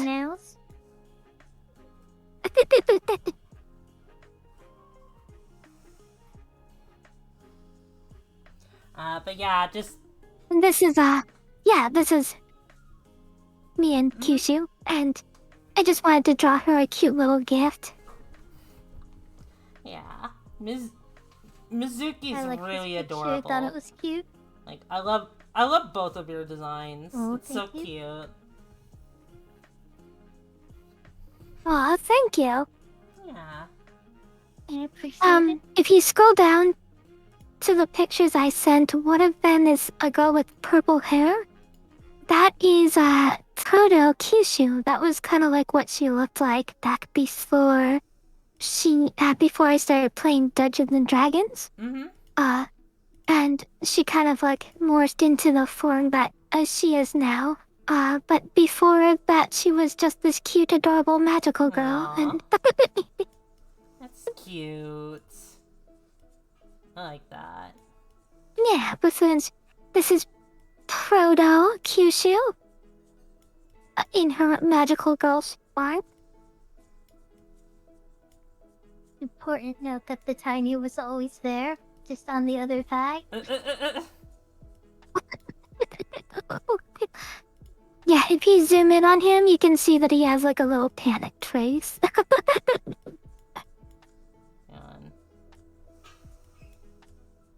Oh, he does. Oh my gosh. But yeah, in terms of, just like I like being tiny for like comfort. I tend to enjoy the more gentle, playful giantess, mostly. Cruel is only something I have to be in a very, very specific mood for, to enjoy. Yeah, I like, being played with. I like, you know, I like to be put between boobs or crushed under a butt. That's pretty appealing to me, personally. And, you know, to be played with. And, you know, I have a lot of size interests, but if I go over all of them, we'll just be here all night, but generally, just, like, I tend to just, like, love all things, like, sizey. Those are just the things that come to mind, first. Not shrinking, because shrinking is very, very nice, because it's, like, you got, like, you know, like, if you're normal size and suddenly the world just, like, gets bigger around you, and it's, like, a whole new perspective. Yeah, Shrinking does a lot for me. I should have included that one when I was listing my stuff. That one's great. It's all Like, good. when I it's mean, me I could specifically. assume you're into shrinking, into getting shrunk, Mizuki. Like both me and you are very similar with that.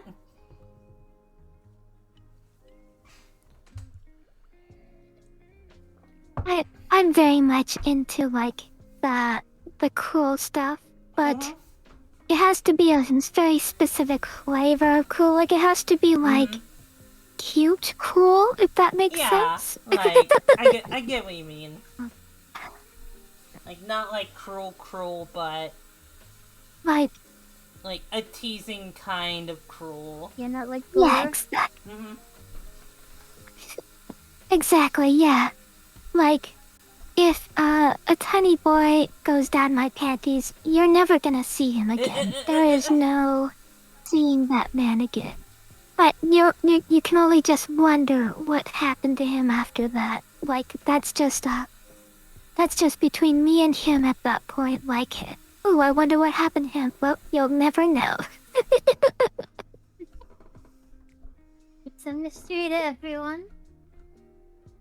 Yes, but you don't have to worry. There's never gonna be a point where I'm gonna take like scissors to a tiny and threaten a tiny with scissors, even if I don't do it. Like nothing like that. Like I don't like stuff like that. Like I don't like it when I don't like seeing genuine fear in people's eyes and stuff. Like if I'm going to, kill a guy, he's gonna have a wonderful smile while it happens. Also, do you know it's a cute, cruel game called Giantess Club? And I actually did play that one, and I actually really did enjoy that one a lot. I don't know if you would. Is it one of those RPG yeah, maker it's one games? of those RPG maker games, but like the presentation I think is really nicely done. Like it's specifically for the giantess character is like there's some like scenes in well, first of all, like they got like some art there that like is like really nicely done, and they even they have some like animated pixel art of like her like moving behind peeking behind a building, for example, which like I was really impressed by. I would personally recommend it. I don't know if you could stream it, but I would recommend it. Oh yeah, and the writing's really We good. actually have a couple different. We have a couple different size games on our list of like stuff we can stream, but they're not like that kind of size game. Yeah.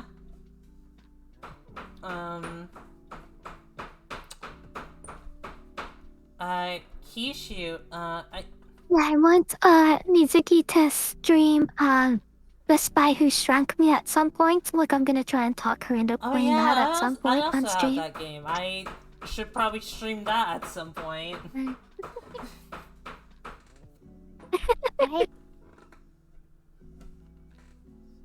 But Kyushu... go ahead, Danny, what were you saying? Kyushu, were you gonna talk about that, second thing you were gonna talk about? Okay, so before we talk about it, I just want to make sure if it's okay with everyone that I talk about some stuff that I'm into that doesn't involve size stuff.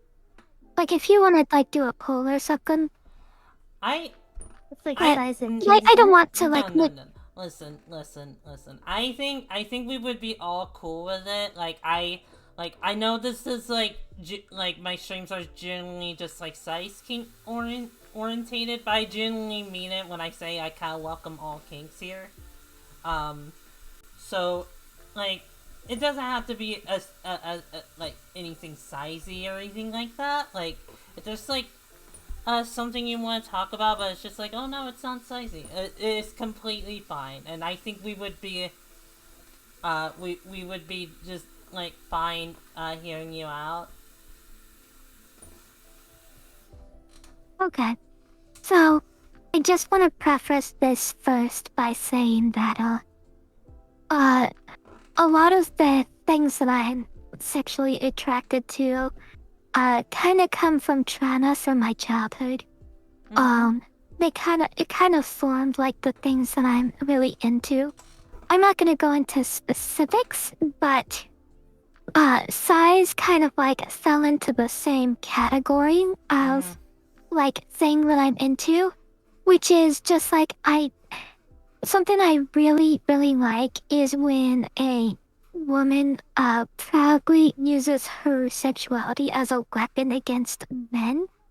And I'm not talking about like just any man, like I'm talking about like the kind of guys that like they DM you and then they immediately send you like a dick pic, or like they call you queen and goddess like the very first day that you talk to them. Like you know these kind of guys. Like I'm sure you've dealt with these kind of guys before. So when I preface this, everyone in all you failings, just remember that I'm not talking about every guy out there. I'm talking about a very specific brand of guy. Because there's a lot of men out there that I love a lot and I cherish a lot and I find them amazing. But I'm a kind of person who feels that respect is only earned, it is never given. Like there's no such thing as just inherent respect. Does that make sense? Yeah. So, if a guy is like sending me dick pics over Discord, or he's calling me queen, or I'm flirting with him, and the moment he's satisfied, I like stop existing to him, and like he just vanishes like for the weeks on end after I've like just I find it interesting and like devoted my time to flirting with this guy, and he only like selfishly like gets his needs out of it. Like these kind of guys I think are creeps and I hate them. And like they kind of like feed into like childhood trauma that I had, where I had a lot of guys do mean things to me. I'm not gonna go into specifics because this is a casual fun chat, like that's for another day. But so I like really find it like sexy when a girl will proudly use her sexuality as a weapon against these kind of guys. And like side stuff kind of like fit into that category so perfectly, right? Like it's just like, oh, this woman is like the size of a mountain, and like this guy is like just like the size of her fingernail, and like he has like no power over her. Like she has 100% power, and like if she wants to swallow him with her like tave, like she can, like that is her choice, like, and there's like nothing he can do about it. And like I just find that so sexy. Like I love that dynamic of where she has the power, like, and like I like it when they use their sexuality as a weapon in a way that like it doesn't ruin the mood. It's just like he gone, oh well, move on, have fun. Like oh, what 1 second Starfire is like incinerating hundreds of men that are cops and like army men and like these soldiers. Like she has like a phobia of like soldiers from her own planet, and she carries her moralities from their planet to hers. And like these cops didn't do anything wrong, she just doesn't like cops, so she incinerates all of them. And then like that same day she goes to the beach and has fun and gets flirty with guys there. And I just love that dynamic of like she can like 1 minute she's just using her sexuality to like melt all these men into like ash, and then like the next minute she's just having fun and giggling and just enjoying herself. Aww.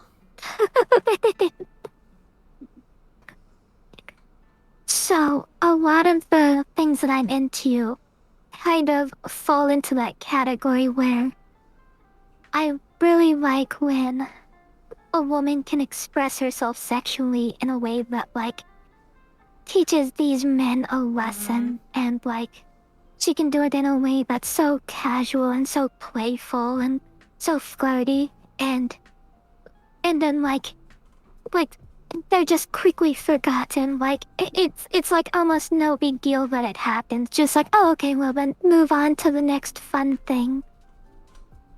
Yeah. And like I said, this isn't all like hashtag Yeah, not all men. of Like, course. this is a very Yeah. specific brand of male. Yeah, I get what you mean. Like, I trust you. I don't think you're like a sexist or anything. Like, nah, I think what you have is understandable. No, if I had like a bunch of girls like hurt me as a child and like treat me like gross like that, like it would still apply to them. Like I said, it's all a respect thing. Like, this has developed from trauma, but as I got older and my interests got more defined, it became about respect. It started as trauma and then it evolved into respect. So, and I know some women out there are like that, but like I has had the fortune to not really have had like a lot of negative interactions like that with my fellow sisters. And I will say, while I find that kind of stuff super hot, like, be careful because, like, the polar opposite, like, I just can't deal. Like, I am such a easy prey to my own weakness. Like, if I see, like, anime where, like, a bunch of girls are just getting hurt or killed in, like, a very casual, like, who cares kind of way. Like, I'm genuinely, like, not well for, like, weeks. No. Like, there was one episode of Dragon Maid that literally made me uncomfortable for 3 days, and I had to watch, like, the episode, like 4 times before I realized that it was okay to watch. You see, now I'm trying to remember. I was like, Dragon Maid. I'm trying to remember what episode that was specifically. It was the very end of episode 5. Specifically, there was a scene where, they were watching magic acts. They were doing a bunch of magic shows, and, Toru, the Dragon Maid, she, was trying to show something to, Kobayashi that, could show that she was special. Like, she wanted to impress Kobayashi and show, that she was really, amazing, right? And, like, this was one of my safe animes. Like, I have what I call safe animes. Where I can feel confident that the only people that are going to get hurt are boys. So Dragon Maid was one of my safe animes, so, like, when the scene happened, I felt betrayed and I felt unwell because it felt like my safe anime stopped being a safe anime. And all it was Kobayashi was watching this magic act and one of the bunny girls got into a box and Kobayashi chose to appear out of the box instead of the bunny girl, and then she just walked away, and that was the end of the scene. And like, you're just like, wait, what happened to the bunny girls? Right. What happened to my bunny girl? I was scared for her. Like, Kobayashi wouldn't hurt this bunny girl. You mean Tara? And so, like, I was unwell for like. Her off screen. Yeah, I was unwell for like 3 days, but I watched the episode 3 times, and I realized, okay, this is a safe environment because the scene just before that scene, Tobayashi said, "You can show me something amazing, I don't mind, just don't hurt anyone or damage anything." And then Toru said, that's gonna be really hard for me to do, like that really limits my options. And then she saw the bunny girl, like the magic act about to be performed, and she thought that was the perfect opportunity to show it off, which means it fell under Kobayashi's prerequisite of not hurting anyone or destroying anything. So that was what got me comfortable. So like you don't see what happens to the background, but wherever she is, she's fine. So, but that's like what I mean. Like when my own medicine is thrown back at me, I'm genuinely unwell, and like I go to great lengths to make myself well again. That is fair. That is fair. On the topic of non-size related kinks, Mizuki, do you have anything similar? Sometimes the stuff that I like is kind of size adjacent, but sometimes I'm into like transformation stuff, like literally turning a person into clothing instead of just like wearing them like their clothing because of tiny. But I sometimes like the idea of, I don't know what the fetish term even is, but like turning people into data in a computer kind of thing, like they're trapped in there, like as part of my system or something.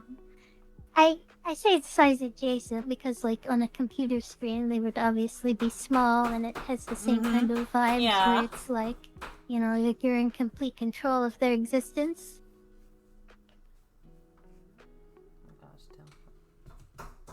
Someone tried to turn Dooney and June into a swimsuit. Oh no! Who would ever do something like that? Yeah, who would ever do something like that? Oh no. Anything but that. Gosh, I've never known anyone who would turn people into a swimsuit. But yeah, like I'm also into like transformation myself. I like the idea of being turned into like underwear or like another one is I like the idea of being turned into like a monster girl.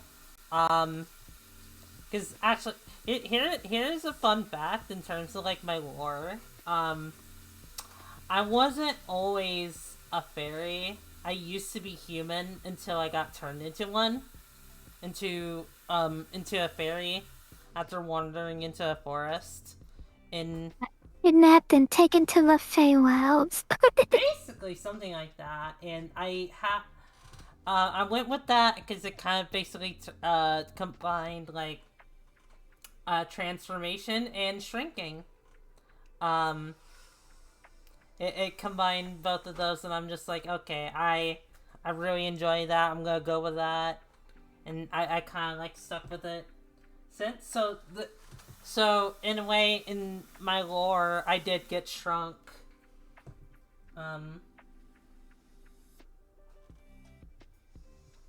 Alright, Twilight is asking a question. On a scale of 1 to 10, how much do you enjoy steppies? I assume this is like to all three of us. I'm not 100% sure what steppies are. It's when you step on but someone. I love it. I'm gonna say 9 out of 10. Okay. Yeah, it's that's kind of what I thought it was, so I'm gonna say straight up 9 out of 10. Yeah, for me, fluctuates between 8 out of 10 and 10 out of 10, depending. It depends for me as well, because sometimes, like, I can be in the mood for it, sometimes I'm not. I'll give it an 8 out of 10, because, like, sometimes I'm just like, yeah, I do want to be stepped on. Other times I'm just like, I'm in the mood for, like, other parts of the body, not just, like, feet. It's fair. If you put Mizuki in a sock, she will be happy for the entire time she's in there. I note to self, put Mizuki in one of my stockings. Stockings are great. Stockings are always great. What about Booba? Most of the... Booba's a 9 out of 10 for me.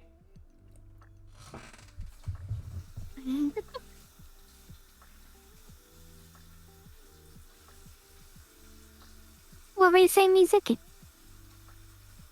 And most of the characters I draw end up having like leggings of some They're kind. really cute. I like especially like striped leggings.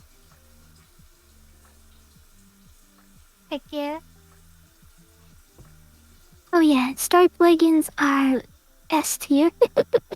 Clothing, yeah. Yeah, we were talking about it a lot earlier, but like, I think like we really enjoy clothing entrapment.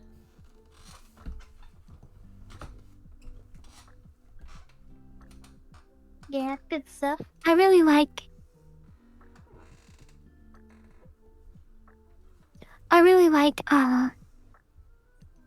stuff like I like transforming people into clothing and then wearing them. I kind of like a lot of that stuff where they are basically trapped, but they are still alive. Like they're still alive and aware of their situation. I love stuff like that. I also like the idea of like absorbing a guy into my breast and like I can feel like his energy of like it makes my breast really big and like my hair is shiny and like I just feel like empowered and like pretty because like I use this guy as energy. Absorption's really hot. I love it. That was that. Yeah, Kyushu is okay. If you want to say to absorb like a sponge in Japanese, it's actually Kyushu sitting. So Oh. that's kind of like where my name came from. Wait, spell that in chat for us. Yeah.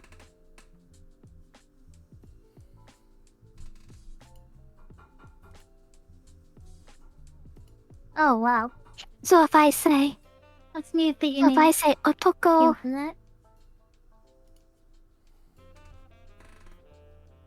ubani kyushon suru.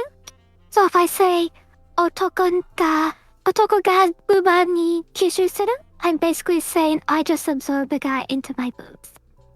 Nice. And like this is me being playful because the ni consonant is it means they're going to a location. So that's just me being cheeky, but but well, ni means they're basically going somewhere. And so where are they? Oh, they're in Booba. Also, someone is mentioning like size stealing, and I was saying like I wasn't always super into it. Like size stealing is cool, but like I haven't really been into it myself. I've recently been more into it. Like I think it was like a couple months ago. I saw like an animation between like Pyra and Mithra from Xenoblade Chronicles 2, and Mithra was like stealing Pyra's size, and I just like found it really hot, and they were like kissing each other as like Mithra stole Pyra's size. I'm just like, yeah, that's really hot. Okay, you sold me on this.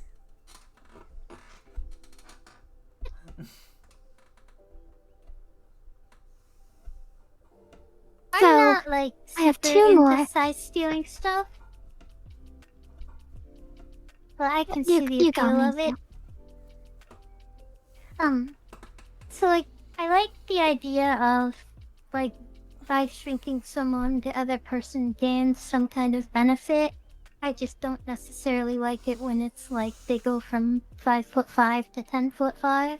That's fair. But if it's like shrinking someone makes them stronger and more powerful, like not like physically with muscles, but I mean like it gives them energy or like makes them prettier or something. Also, of course, you know the Yes. video you're talking about. You're the one that like sent it to me, June, for specific reasons. Also, hi, Viper.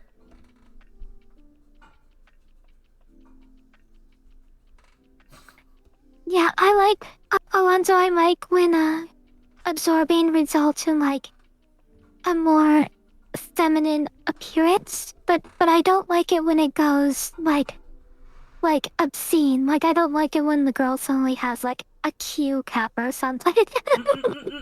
Like I want her to just I want her to just become like a more a more idolized, a more idealized version of herself. Yeah. So like her as like so like based on her like shoulder length and stuff, like still determines her breast size, but it's now like more prominent and like it's the best version that her shoulders offers, right?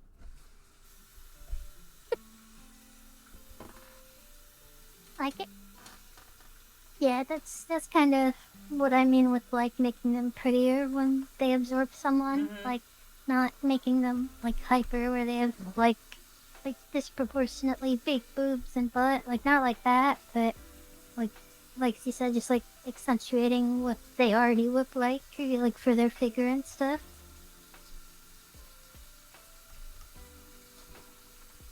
Also, thank you Right, for the head they don't Susie. become like a Venus of Willendorf.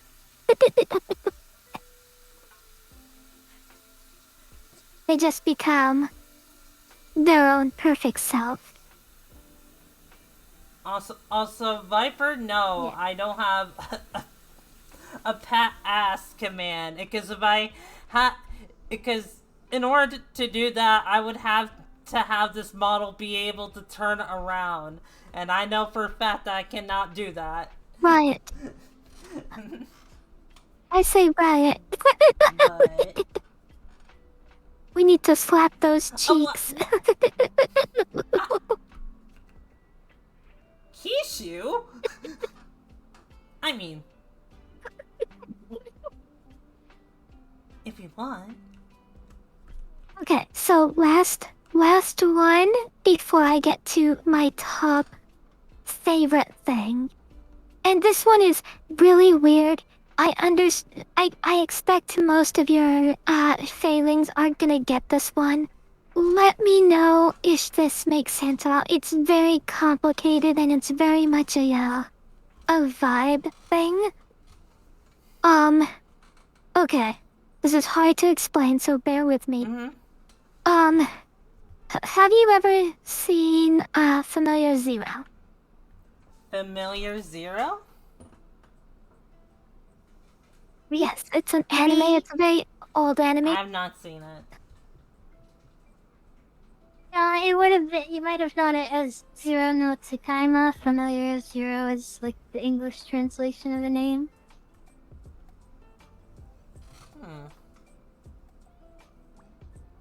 If you haven't seen it, that's okay. Yeah. I'll just give you a brief summary of the idea. So, in that anime, it starts off as this cute girl. Her name is Luis. She summons a guy from our world to her world, and he becomes her pet. Basically, he becomes her familiar. Ooh. That's kind of like why it's called Familiar Zero, because you are the familiar of the Zero. Because her magic is kind of like considered bad, but that's because she's. There's reasons, but she's actually really good at magic. It's just. It's complicated. But basically, she summons this boy from another planet, which is Earth. And there's this other girl, and Mizuki already knows where I'm going with this, because I talked Terry to death about this 100 times. Her name is Kurche, and I love Kurche. She appears on the surface as like the blonde bimbo, like she is like the flirty one. She has all these guys like doting upon her. You learn that she's more nuanced than that, but in the first few episodes, she's just this ditzy girl who's just like always wanting, pining over the main character.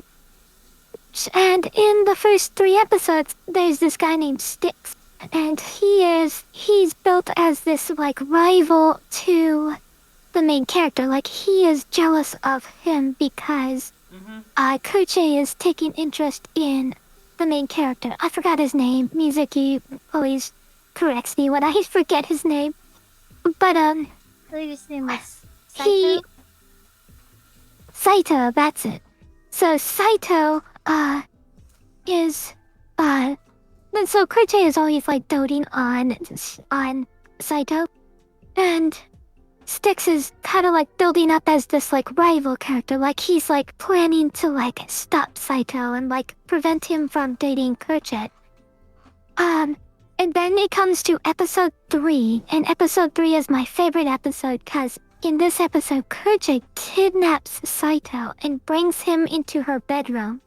And then she starts making out with him, and like, it shows the two of them actually kissing, which back in those days, it was actually considered kind of taboo to actually show characters kissing in anime, because kissing is considered a directly sexual act in Japan. It's not that way anymore, but back in those days, the act of showing kissing is basically like a rated R thing in Japan. So it was very scandalous at the time that they actually kissed. But anyway, their kiss is interrupted by Styx. He appears in the window, and he's like, Kurche, like, we already planned for this romantic evening together. And she's like, hey, just come back in a few hours, like, I'm busy right now. And, like, he starts getting annoyed and angry, so she just casually summons a fire and just lights Styx on fire, and he falls out the window of this, like, 9-story tower. And then, like, she goes back to focusing on Saito.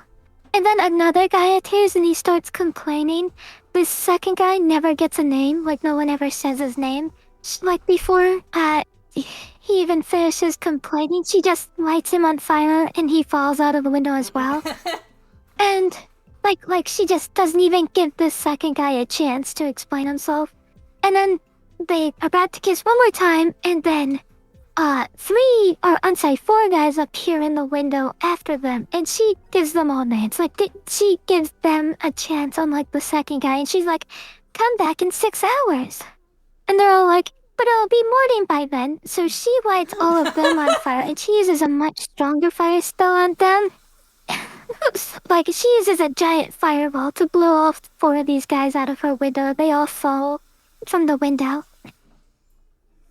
Yes, and they were like on a ladder to get up there too? Yeah. So, they all fall from the window, and then Kurche just giggles, like she does this cute giggle, and then she goes and starts kissing Saito. And, suddenly, Luis comes into the room, and then she also is like, hey, get away from my boy toy, like, get away from my familiar. And, like, side note, I like this part as well because Kurche just, like, these other 5 guys were trying to, like, take Saito away from her, and, like, of course she, like, lit them on fire and sent them plummeting to their doom. But when Luis did it, she just let her take Saito. And I kind of like that because it shows, like, even though, like, she doesn't like her taking him, she still has, like, this mutual respect for her. When, like, that's, like, a low-key thing that I like in anime when they do it. But that's a side thing. But, so I'm like, okay, this is cute. And then I'm watching the anime, and, like, 7 episodes go by, and then 12 episodes go by. And then, like, season 2 starts, and, like, season 2 goes by, and season 2 ends, and then season 3 comes. And season 3 comes, and, like, Kurche has all this interesting character development and all this interesting stuff happening, and, like, she falls in love, and she gets sad, and she gets mad and angry.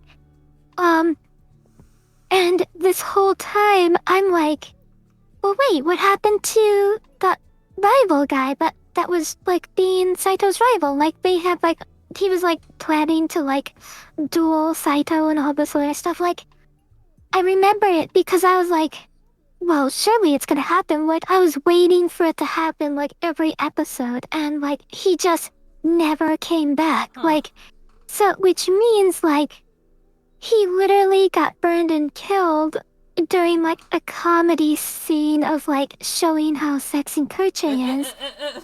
And, like, when I realized that he was never coming back, it made me realize that, like, and this is where I was getting with this. This is the thing that I find sexy. I realized that the passage of time between when Koche burned all these 5 guys from her bedroom and her, like, living life and loving life and, like, being sad and happy and angry and, like, having all these wonderful experiences. During all that time, I was expecting Styx to show up and be a rival to Saito, and they just never came back, and it made me realize that, like, every episode that they didn't come back, like, in my mind, made, Koche have more sex appeal and, like, more value, because, like, during all this time, she is having all these wonderful experiences, and these guys, burnt to a crisp, like 6 feet under somewhere, like they aren't experiencing nothing, like they're... It's like, oh, it's been 20 years, what have you been up to? Oh, I've been, like, dating this guy and having all these cute memories. How about you? And I've been dead. Nothing has happened to me since that day that you just casually set me on fire and dropped me from your window. Like, it's a really weird idea, but, like, this weird idea, like, I suddenly found, like, this idea of, like, this passage of time is, like, really sexy to me. It's like, she just playfully, casually, in, like, a dismissive manner, like, completely challenged this man's fate forever.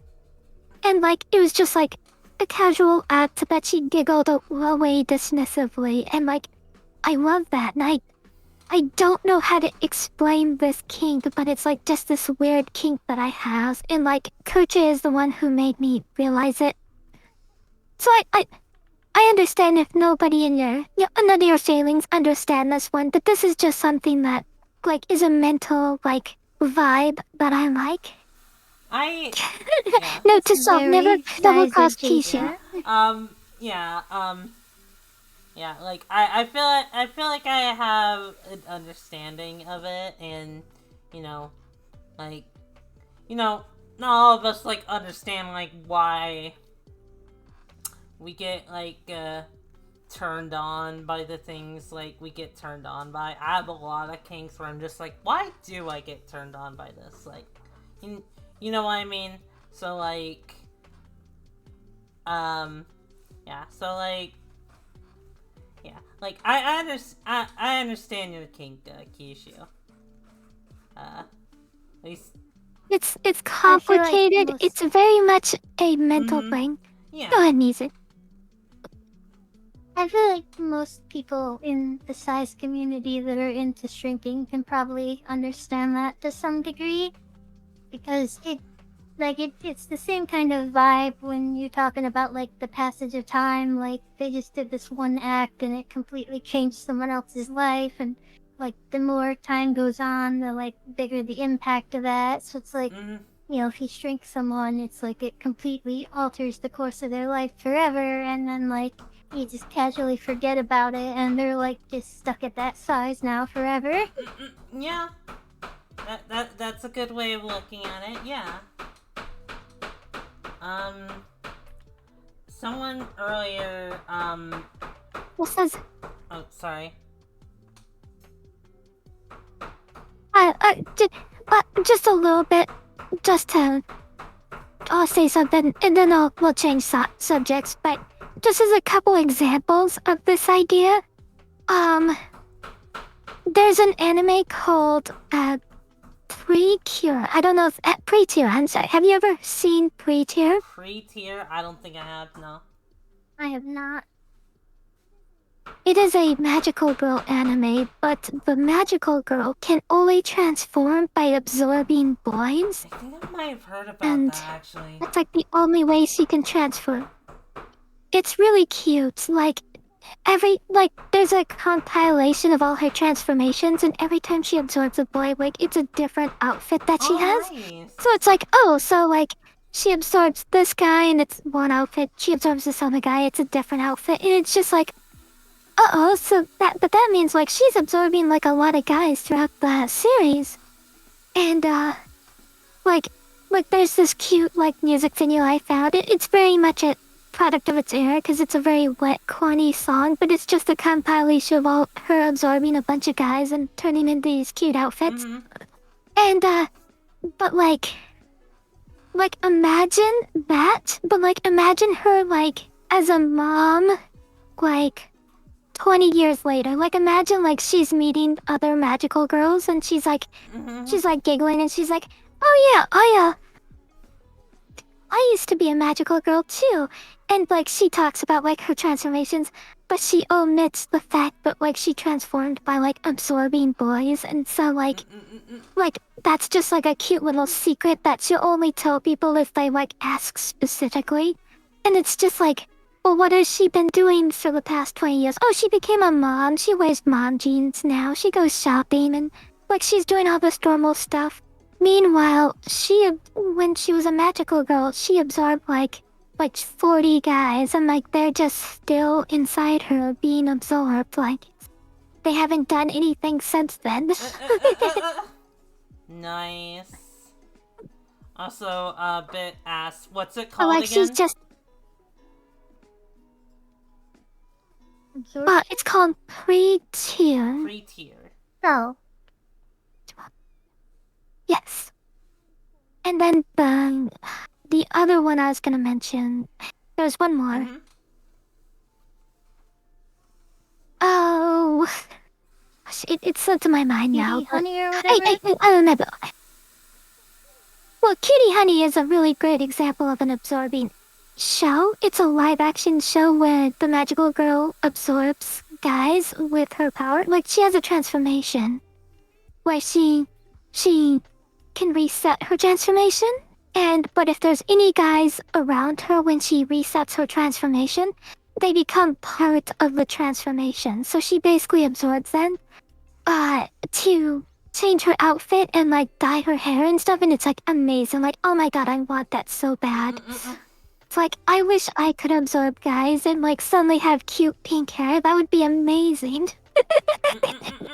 Aww. Like, if any of your failings would have volunteered to give me some cute pink hair, like, just let me know. I will keep that. You already have pink hair. Yeah, you already have some pink hair. What, do you want more pink hair?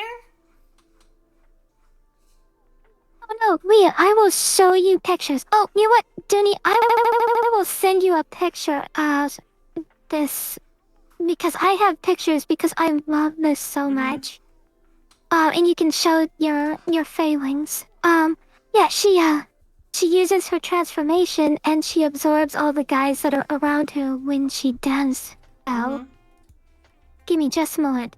But the other thing I was talking about, this is an idea I talked about with Kyushu once, and I've never really mentioned it again, but, like, imagine me and you, right? Me and you, and then there's a guy that we meet every day at, like, a coffee shop, right? Every morning when we go to work. It's like, okay, time to go to work. We stop at this coffee shop and we meet up with a coworker, right? And, we just have coffee. We sit and casually chat.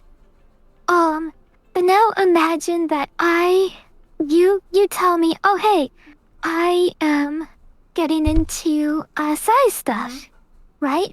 You're like, you tell me, oh, I'm getting into size stuff. I want to start shrinking people and, like, doing fun stuff with tiny people. I'm like, oh, okay, that sounds fun. And I introduce you to this guy at this coffee shop. And, like, you guys are hitting it off. You're, like, having a great time. And, like, I'm, like, proud, but, say Danny met a friend, right? And it's like, but then one day, like, the next day after I introduce you to him, and, like, keep in mind, like, I've been going to this coffee shop every single day for, like, the past 3 years, right? And every day in that time, this guy meets me at the coffee shop and we have a small chit-chat before we go to work. Then, the day after I introduce you to him and you tell me that you're interested in shrinking people, suddenly, I go to the coffee shop and I'm all by myself. And like, he never shows up, and it's like, he's never not shown up. This is literally the first time he's never shown up. And like, but to me, that would be like one of the like sexiest like cups of coffee I will ever drink, because it's like, oh, I directly caused this guy to not appear at the coffee shop ever again because I know that Fairy Dinny did something size related to him. And it's just like, I can immediately feel like the impact of my action on this person around you. It's like, okay, so now he just doesn't exist anymore because Fairy Dinny is now doing side stuff with it. And I love that. See, Like, I would love to just sit there by myself at this coffee shop. alright. I get, when you put it like that, I get it. I really get it now, because the impact of your decisions is what causes, like, something to happen where, like, someone won't show up for a while, and that's what gets you going. Or ever again, actually. They never appear Yeah, again. it's like... I get it now. Okay. Thank you for explaining it like that. Like...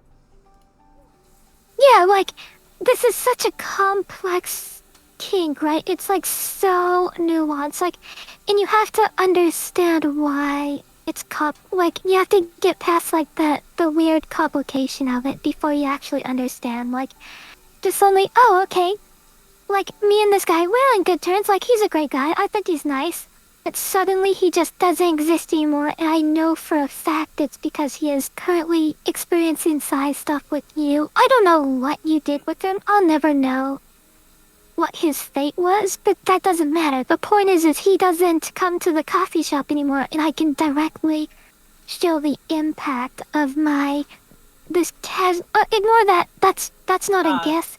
I'm sending you a GIF version. Here you go. This one's a GIF. And this is just to prove to Leah that what I'm talking about does exist. I'm not crazy. Here's the GIF versions, and you can see this is Cutie Honey, and she's using her transformation to absorb these guys, and she changes her outfit. And she even dyes her hair, because you'll notice her hair is red when she's in her transformation, but when she goes into her schoolgirl form, and then her hair becomes brown. And so, like, she changed the length of her hair, she dyed her hair brown. So great. Alright, so...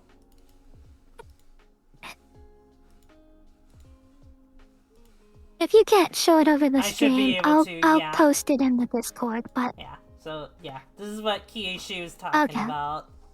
But... Leah challenged me and said this isn't real, and now I have to prove that it's real. Yeah, just clothing transformation AoE on all these guys. Yeah. She used her transformation to absorb like 6 guys.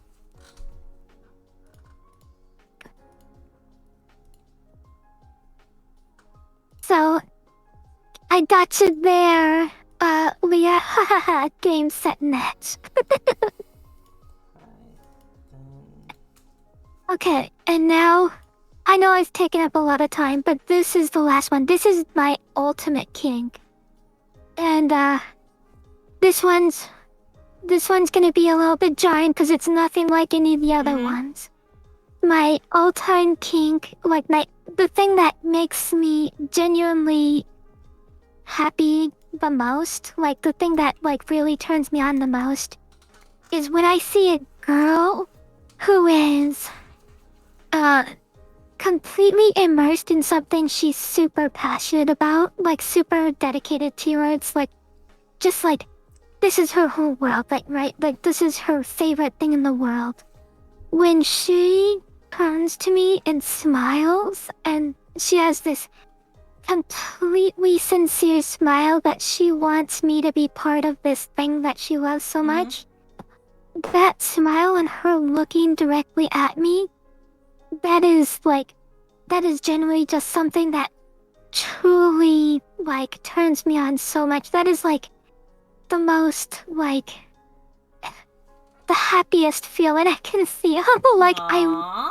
I love that passionate, happy smile. Like, I know it's so weird and wholesome compared to all my other No, it's kinks, fine. but that, like, just is so S tier for me. Like, sometimes, like, what makes, like, what gets us going is just, like, nothing, not even anything purely sexual. It's just, like, something just so wholesome and cute. It's just like, oh, this makes me so happy that it gets me going. Like, you get what I mean? Like, yeah. Exactly. In the most recent Pokemon game, Nemona would give you the sincere smile and ask you to battle her, and that sincere smile she gives you is just it literally killed me. I was like, oh no, this is too good. I love it so much. Aww. This is like my literal favorite thing in the whole night. Cause she's so passionate about battling and she cares about me and she wants to battle with me. She wants me to become part of her Pokemon journey and I'm just like, this is too much. I love this too much. Like, that passionate smile just killed me. And here, if you wanna post this picture, you can. I don't know who drew this. This is just a drawing recreation of the smile she gives you in the game. She does this actually in the game, but this is just a drawing someone made of it. But yeah, out of all the weird, kind of morbid kinks I have, the one I love the most is kind of weirdly wholesome. And there's nothing wrong with that. Like, wholesome stuff is great. Like, not everything has to be sexual, you know what I mean? Yeah, exactly. Yeah. Sorry for taking up so much time. Okay. That's just... You know, you were talking about just like, you know, like being like happy, just like seeing someone be so passionate about what they really like. You know, that's basically that was just like basically me like listening to you go on about like all of that. And I'm really intrigued, especially after you explained to me just like the impact kink. I'm gonna call it the impact kink since I don't really have any word for it. I call it the Little Mermaid syndrome. The Little Mermaid syndrome. Yeah, it took me a second. Yeah, okay, alright, yeah, alright, I think I get it. Yeah,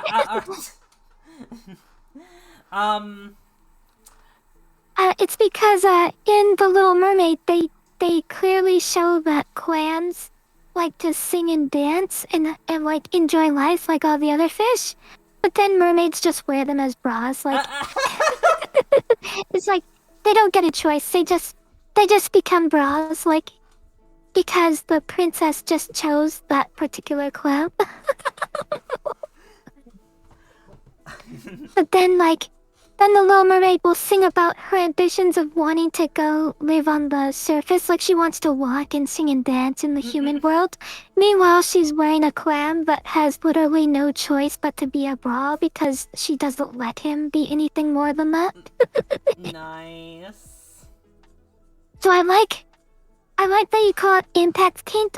I think that's a better name for it. I call it Little Mermaid syndrome just because I thought that was funny. I think that's also a good name for it. But to answer a question that someone asked a while ago, they asked, like, it was 2 to 3 of us, but I think it would probably apply to me in Kyushu, is, I think it was a while ago, so it was something along the lines of, do you like the idea of being a big, or just being a, comfy mommy giantess, I think it was, something like that? I do. I would love to just, like, cuddle and pet like a cute girl, like, just, like, nuzzle them against my chest while I fall asleep. Go ahead, Mizu. I've talked more than my fair share. It's your turn. I was saying yeah to that being accurate for what the question was. No, I didn't have anything to say. Sorry. Okay.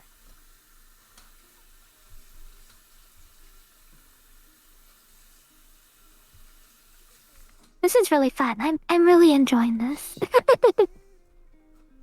Yeah, this is a lot of fun. Thank you. Well, I'm glad you're giving me a stage to express myself. Oh, one moment. I dragged you into a place I shouldn't have.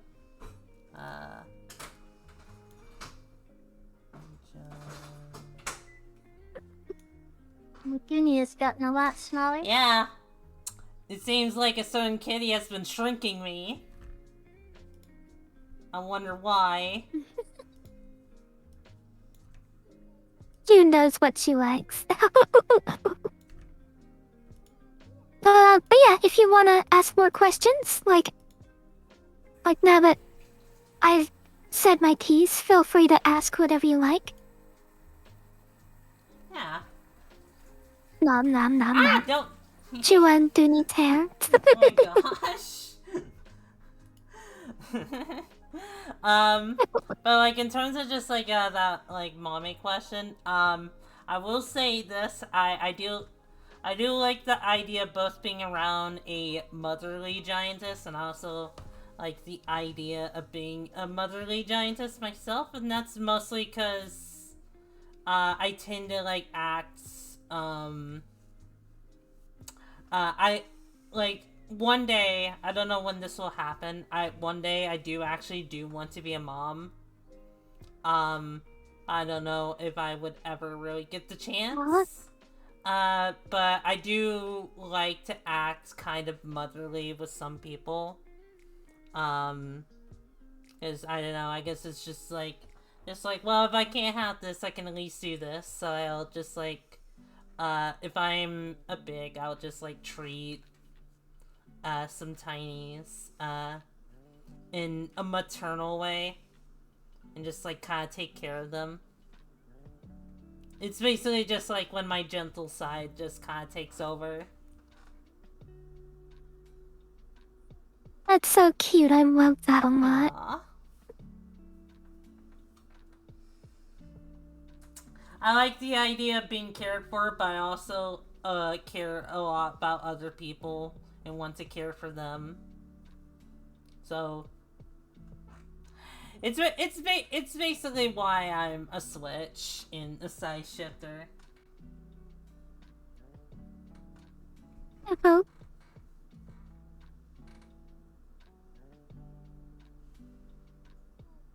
Well, you would make a wonderful giantess mommy. Aw, thank you. For all your little failings.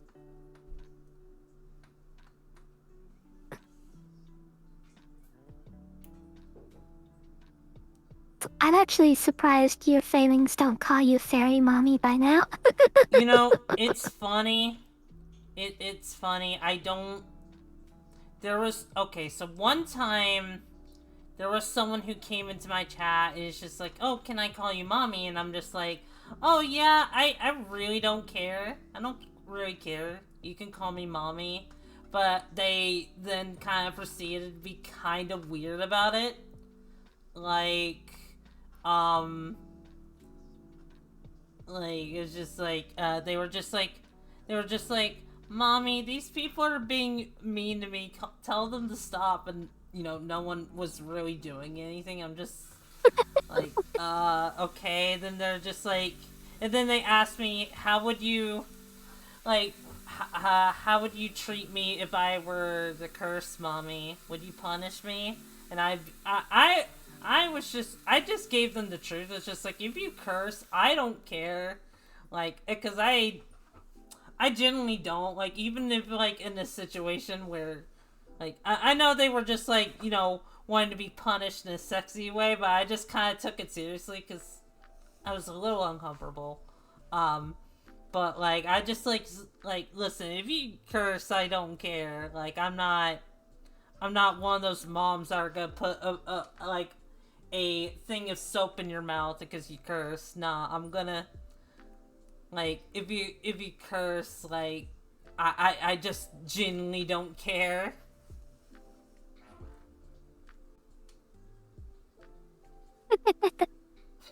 uh, I'm not a big swearer. It's just not part of my vocabulary. mm-hmm. I think Mizu swears a little bit, like not very much, but I think she does a little bit, but like I have no problem with it. Like I actually think it's kind of weird for people to have a problem with adults swearing. Like that's kind of gross. Mm-hmm. Like they're adults. Like we're adults having adult conversations. Like there's like why are you skittish over a word? Like that seems silly to me. Yeah. Yeah, when it's not a slur, it's always been weird to me how people act like it's a big deal. Like, oh, you said damn, don't say that, and like it's funny because it's like this circle of like adults can't swear around kids because their parents don't want their kids to hear swear words, and kids can't swear around adults because their parents don't want them saying swear words. So it ends up being like no one can swear anytime they're in public because there's kids around, and it's like they're just fucking words, guys. Yeah. Yeah. Um. Yeah. I have a mouth of a sailor. I probably curse way too often sometimes. Also, I see Tailstall is trying to get Renee to call me mommy.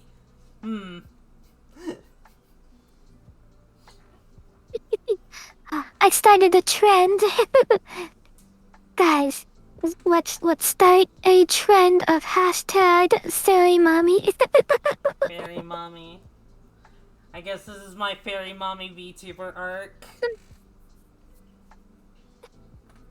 Since she already admitted she wanted to be a mommy for Tinings, this is your chance. Don't let this chance slip by. Oh my gosh.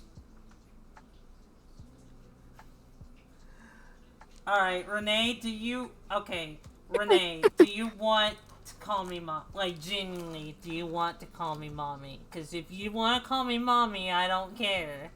But if that is not something you're not interested in... Just remember, Yeah. You finished, and you finished, sorry. I was just gonna say, if that's something you're not interested in, then you don't have to. Also, Bit called me mommy. He's a good boy.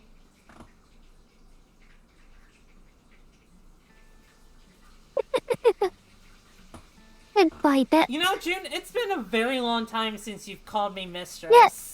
It's been a very long time since you last called me mistress. But yes, June, you're also a good girl.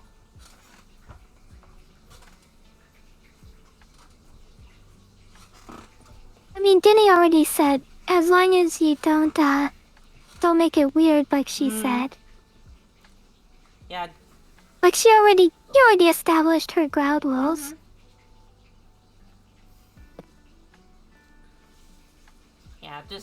Yeah, like, my only, like, prerequisite is just, like, we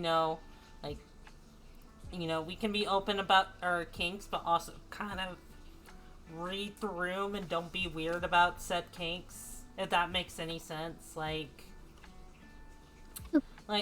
Absolutely.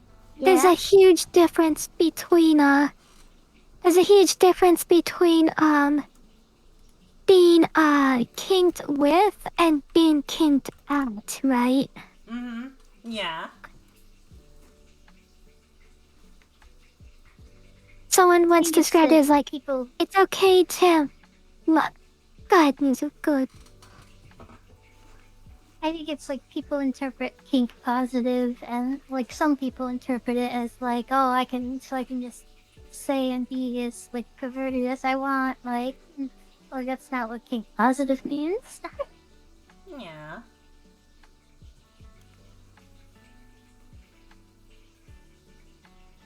Yeah, someone described it as like, there's a difference between being laughed at and laughed with. And I think the same is absolutely true with, like, being sexual. Like, I actually love the company of like perverted guys. Like I think perverted guys are really fun to chat with. Like I love their like sense of humor, like their energy. Like guys always seem to have like a lot more like emotive energy that like a lot of my female friends don't have, you know. And it's like, oh, this is really fun to be around. But then like, there's a difference between being perverted with someone and then being perverted at. Like, so if they like start targeting me with their perverted comments, then it like becomes really gross and I hate it. But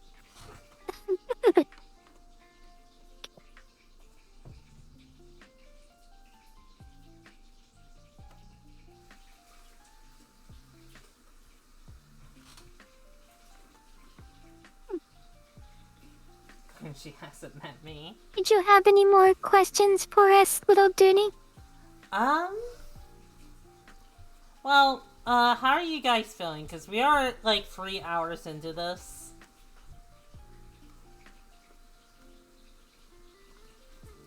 Which is crazy how much time. I will let Mizuki answer that. Yeah, Mizuki, how are you feeling?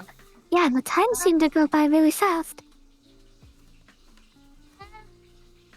Fine with going like another 15 minutes or something, but we can do. I was probably wanting to stop soon. Yeah, I think, we've been going on for a while. We've been having a lovely conversation. In 15 minutes we can probably stop. In that case, I'll let this be a moment to let chat, ask any questions of us if they wish. I think I might have a couple questions I have on here that I have not asked, you two yet, so, That sounds fine. kind of bad. I used to be pervy, kinda, but bad size experience kinda made me fall out. It's so weird because, like, I am trying to be more, I guess kinda just like more, I guess a little bit more into my perverted side without being overbearing about it, because like I have a tendency to just like not like, it's a little complicated, but like I won't. So one thing I'll say is like I'll get afraid of like approaching people about certain things because I'm just like, oh, what if they think like, oh, I'm being too much and I'm being too pervy. Like, I ask them for something a little bit lewd. I do get like a little self-conscious about that because, like, you know, I was bullied a lot as a kid, and yeah, it wasn't a really fun time, so I'm still kind of like somewhat still recovering from that. So like, if I'm going up to someone, I'm just like kind of scared of doing that kind of, because it's like, just like I don't want to scare people away, because like I want people to like me. I also just like have things that I'm just like, oh, but I wish if I was more confident I could do this and this and this. So I get how you feel a bit.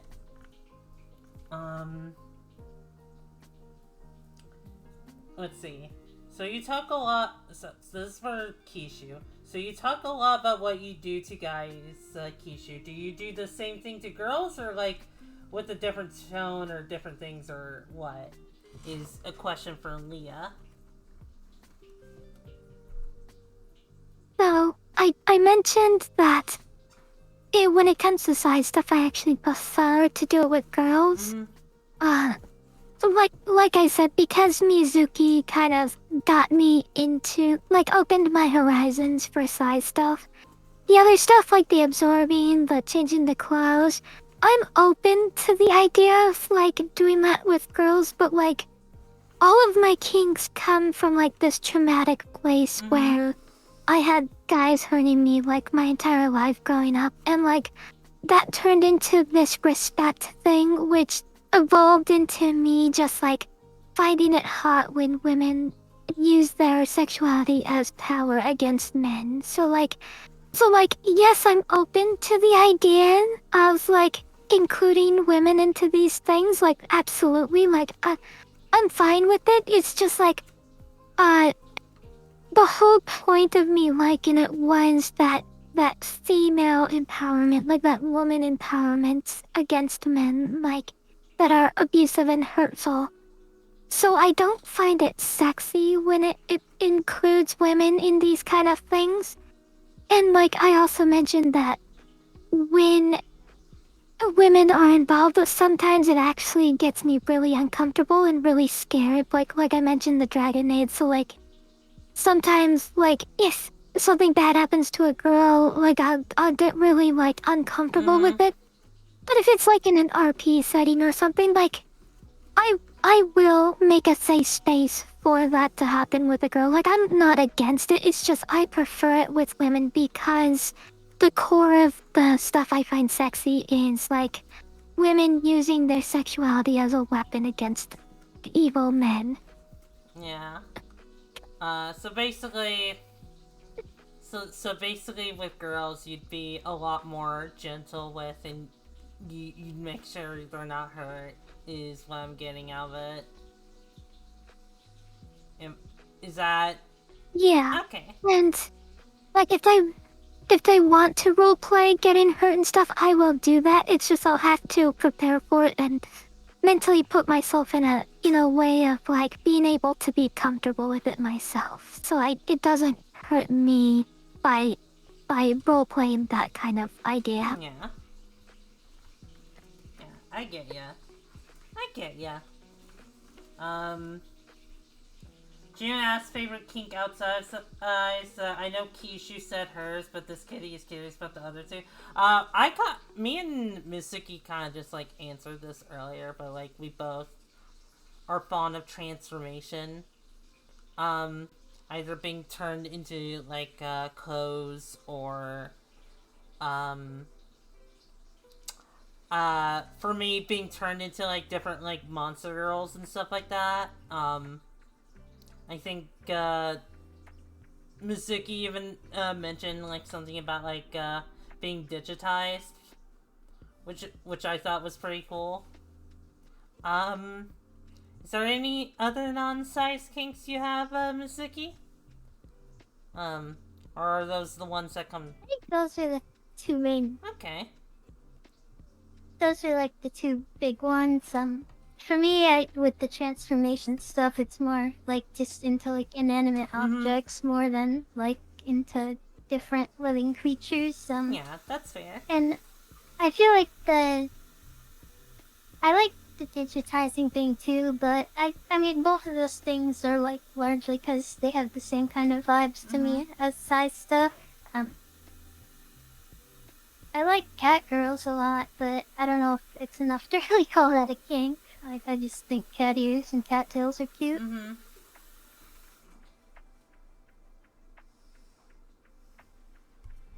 Yeah. Wait, what? It would have been what kind one of- Gravity Falls episode? What are we I'm talking going about? to Yeah, I watched the whole series, but I don't I'm know going what to you're assume referring to. it's referring to that one episode with the flashlight that can shrink and grow things. I forgot about that. Yeah, I remember seeing that and just like... I know they had like a... No, go ahead.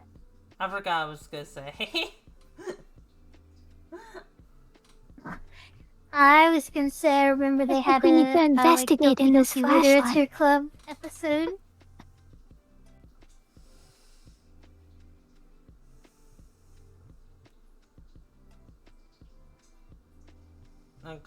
Doki Doki Literature Club episode in Gravity Falls? Yeah. Yeah, I don't remember which came out first. I remember that one of them was influenced by the other. If you watch the episode, you'll know exactly what I'm talking about. Also, getting shrunk by a flashlight is pretty great. I gotta say. Yeah, I may need basically a to shrink look ray. into this flashlight. Perhaps use it on. Invest in flashlight. Perhaps use it on Mizuki.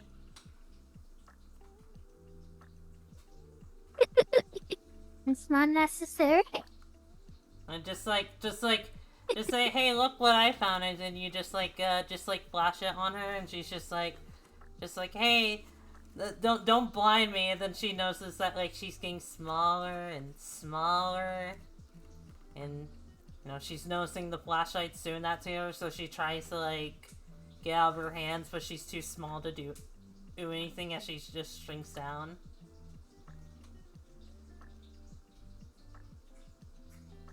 Oh, slow, eventual shrink or instant shrink? It'll probably be. I think I prefer instant shrink. Oh, really? Yes. Huh. Any. I like them to have a bewildered face like that. They are completely like cut off guard, like, oh whoa, what just happened? And like before they know it, they're in my leggings. Like they don't even almost realize what happened.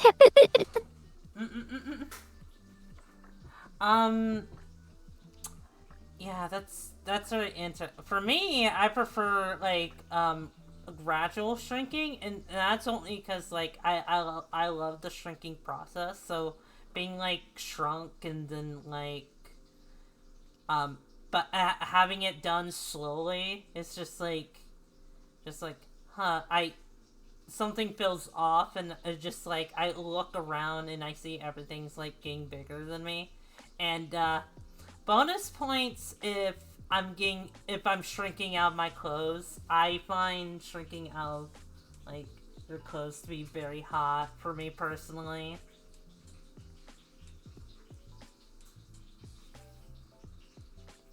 For me, Oh no, but then you'll lose all the failings in your swimsuit. Oh no.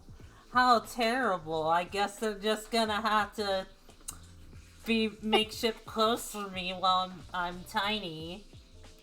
Because they do shrink with me, so they'll just have to be my temporary bra and panties, I guess. Ooh la la.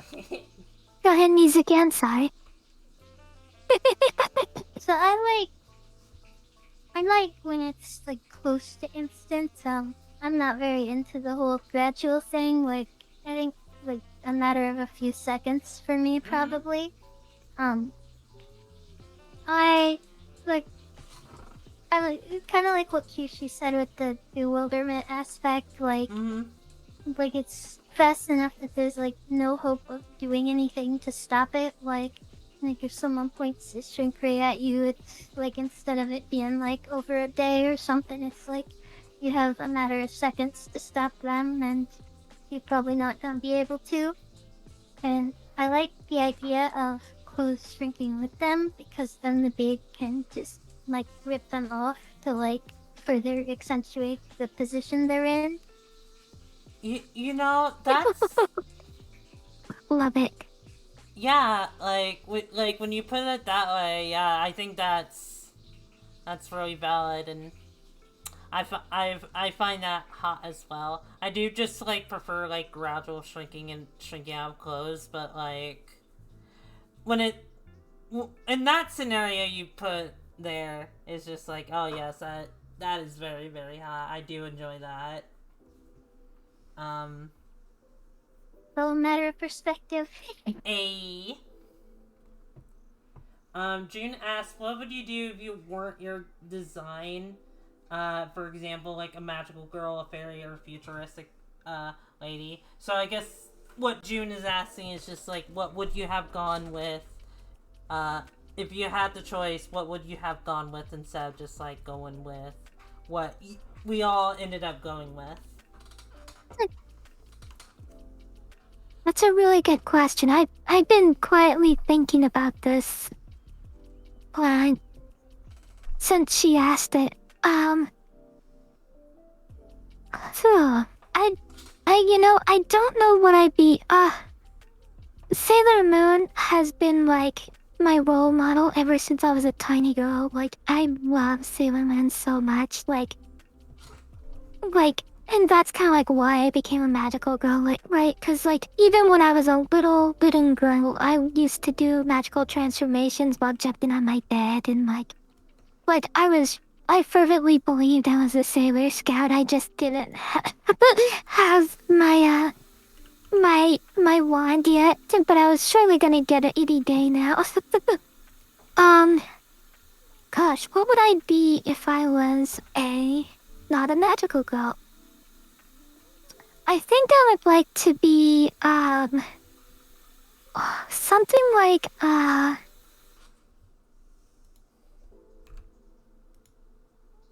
I don't know. Probably something like, like butterfly themed. Like, it's still gotta be very girly. Like, maybe like butterfly themed or something like very themed where I can use like the theme as like the focus of the entire stream.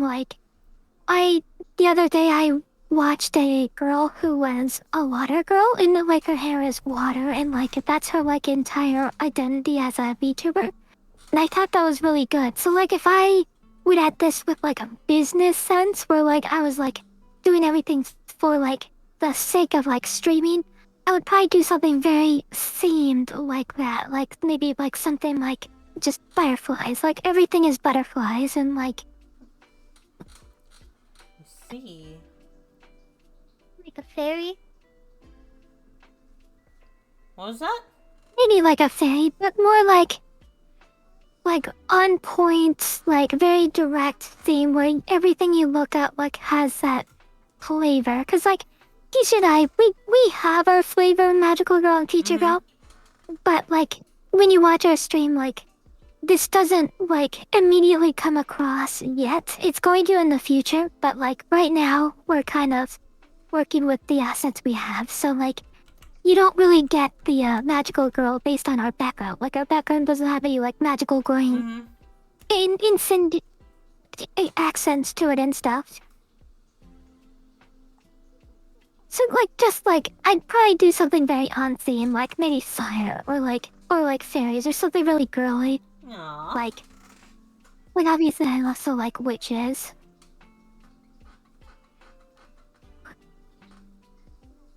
And that's it. That's all mine would be. Thank you for the stretch. What about you, Mizuki? So, before my character was like a cyber girl, Mizuki is just like a normal girl. If I were to pick like a specific theme, off the top of my head, I probably would have just gone with cat girl or maid. Just because those are like things I like, but maids are way harder to draw. So, I've drawn a maid outfit like 2 or 3 times, and oh gosh, it's way too much effort. But I actually like put cat girl ears and tails on her using items in VTuber Studio, so I guess that one's a kind of easy answer for me. Yeah. For me, I have a few answers for this, because, like,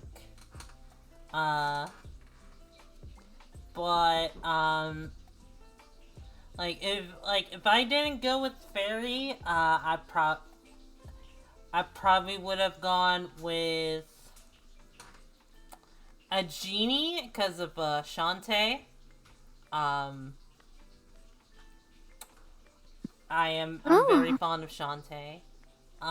Fun choice. Another one would be a demon. I would be like a demon girl, because I'm very fond of like demons, especially like with like games like Devil May Cry. I'm very, very extremely fond of Devil May Cry. And then the other one would actually be, I guess, a witch, because, like, I was thinking about this recently. There are two, like, everything. I like being like shrunk by. I like being shrunk by magic the most. Um. And I went with a fairy because like I like the idea of like being small, of course. But I also like the idea of having magic that could either make me bigger than like normal humans, or I can make humans smaller than me. And I feel like that role reversal is very, very hot to me. So I went with a fairy. But if I were to like go with, but I also like find it hot when I'm shrunk by witches, because I'm like, you get like shrunk by a witch's spell and whatnot, and witches tend to have like those cute like outfits, especially with their hats.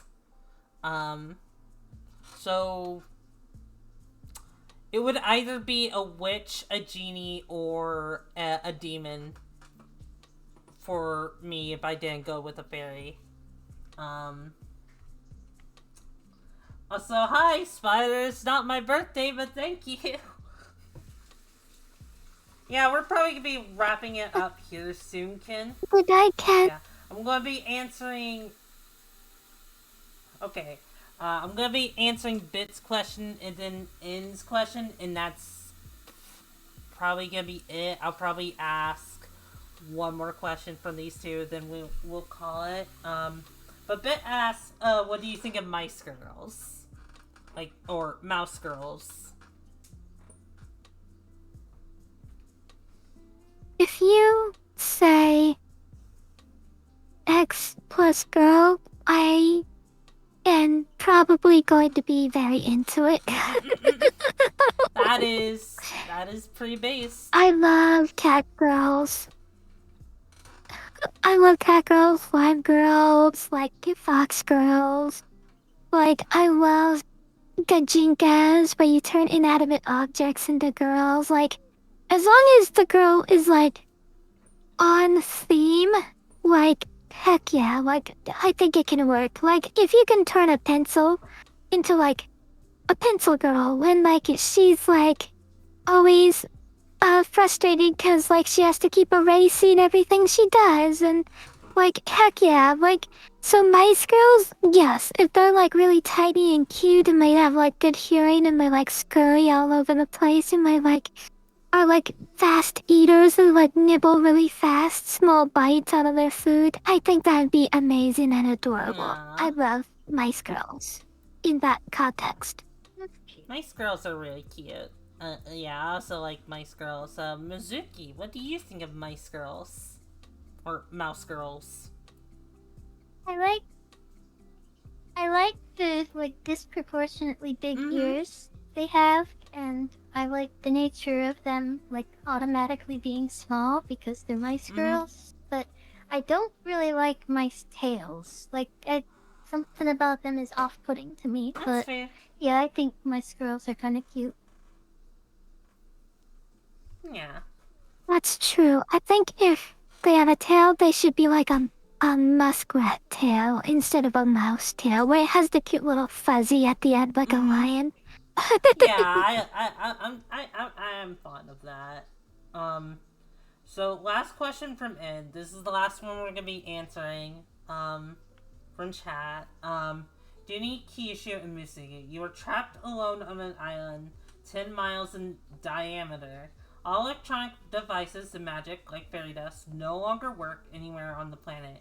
You have no tools and survival items, as they were taken from you. However, because your kidnappers and eventually Multineers were slightly gracious, they allowed you to bring 3 objects along with you for your island imprisonment, including other people. What or who would you bring with you, and why? That's a really long one.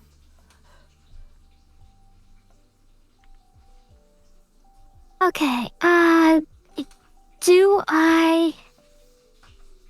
Huh, this is hard because they're eliminating magic and electronic devices, so I can't bring any of those. I would bring... Okay, first off, I would bring, Mizuki, cause, I mean, she's tiny. She can fit in my jar. Like, she could be my little carry-on. Aww. Gosh, what would I bring? That's two I things. think I would bring... What? No, Mizuki in a jar is one item.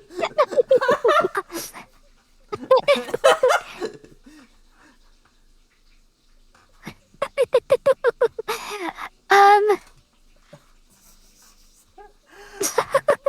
She'll get out once she's on the island, but if I can only have 3 things and I have to hold them while I'm getting on the island, then the jar of Mizuki will be one of the things under my arm as I get on the island. The second item, it would probably be, I don't know, something fun to do, gosh, I don't know, like, maybe like a boogie board, I guess? Like something fun to do on the deserted island. And it sounds like we're not allowed to have survival tools either. So I'm not gonna say any survival tools, but no electronics, no survival tools. I'm gonna choose... Oh gosh, maybe like a tent. Just a tent. Something that means I don't have to build my own shelter. That's I don't know if that counts as a survival tool. Yeah, okay, if it can't be a tent or for a survival tool, I'm gonna choose, gosh, the third one's hard.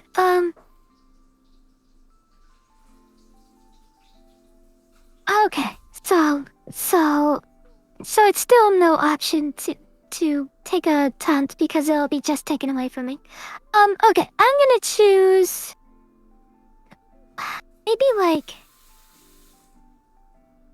Minecraft. I mean, I don't know. There's so many... Like, I know Minecraft is, electronic, so I can't bring that, but... I'm having trouble thinking of the last item. Because, like... I never said you can't have, survival tools. I said they were initially taken away from you. Okay, so we can have 3 things no matter what they are, like, in this scenario. Because I was gonna say, yeah, having that limit makes it really hard to know what to bring here in this situation, so, thanks for the clarification. I'm gonna bring the leash that has, Next City Hall in it, and I'm just gonna Animal Crossing this shit. Nice. Just throw the leaf down and instantly City Hall appears, and then bam, now, hey Dominic, how do we turn this island into a city?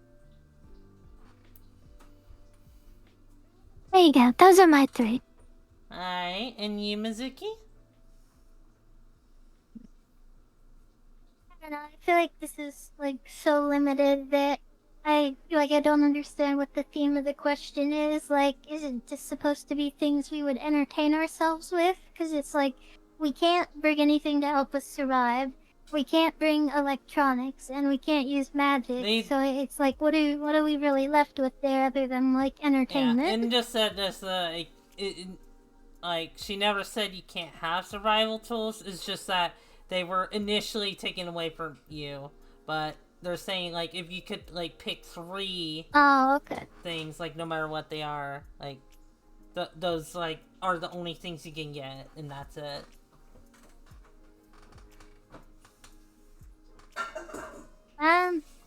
The water-powered flare gross gun, spray. probably? What was that, Mizuki? What? I said, I don't know, like a flare gun? Flare gun.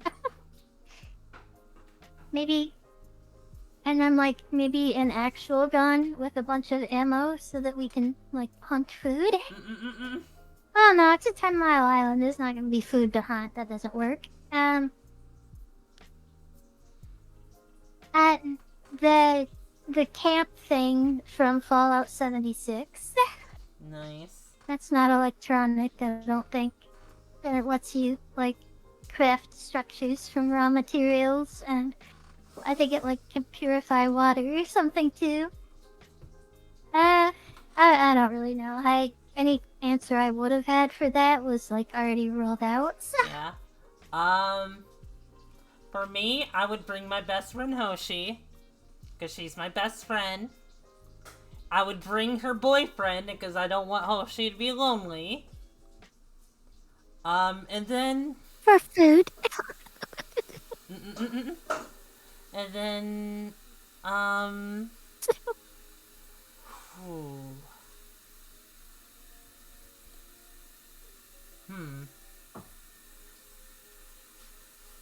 I guess the sketchbook. So, like, because, like, if I'm not gonna be around any electronics, I might as well find something else as a hobby. So I'll just, like, draw on my sketchbook. That's what I would, bring. That's a good answer. He doesn't bring your girlfriend. I would definitely miss drawing if I was stuck on a desert island. That's not what I... Okay, fine, I'll bring my girlfriend too. So...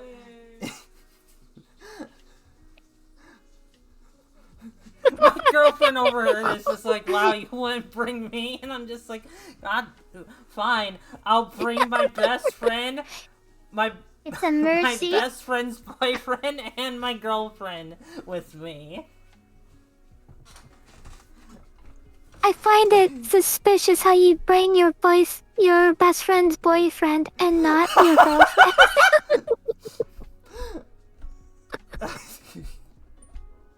I love my best friend, what can I say? Like, I get that you need emergency rations, but you wouldn't bring your own girlfriend?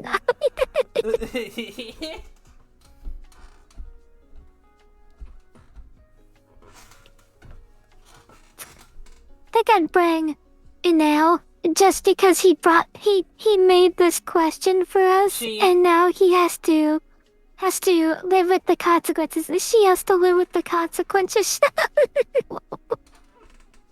It's like, alright, you got us into this nest, you find a way out of it. Alright, and now I will ask you all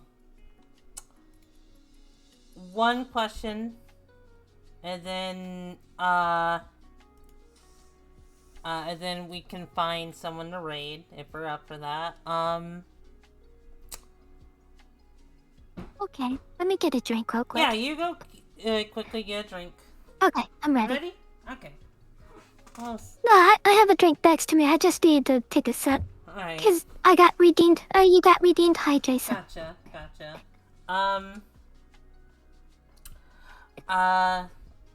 I want to ask both of you, what do you guys plan on doing in the future? If you like any like short-term plans, any like long-term plans, like anything that comes to your mind. Like, what do you guys plan on doing for like your channels? So I have a lot of short-term plans. I want to get the delay for our voice changers to be really small, so that... Because the voice changer is really the thing that's holding us back the most right now. I want to get, like... commissions for backgrounds for our streaming.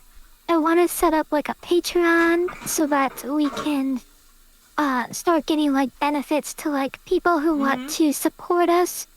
I want to make more shorts and, like, do a lot more stuff on Twitter. It's just that right now, my work and Arttober and, like, all these other things are just kind of, like, holding me back from spending the amount of time I want to spend on the stream. But, like, I still put in a ton of effort. It's just, like, I wish I could put in more.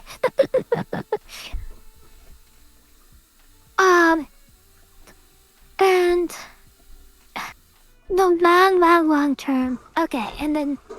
I guess I can share this. It was kind of like a personal goal, but I don't think it's actually realistically gonna happen, but it is something I'm gonna work hard to achieve. I want to get... I guess I just want to something that can help me quit my job. Like, I want to be able to do this for a living. Because I started doing this because I hate my job. Like, my job is kind of trapped. You know anything about the culture where I live in? Yeah. You can't just quit. Like, I don't live in a society where you can just quit. You have to work for a job for 3 years or longer. Otherwise, you'll never get a job again. But people will look at your resume and they'll say, no, like, why did you quit your job after only 1 year? And, like, if you can't give a good reason for that, then you'll just never get a job ever again. And you're basically ruining your life. Like, you have no idea how hard the work structure is where I live. Like, it's very demanding. Yeah. You gotta tell him you And I take care of your ill mom.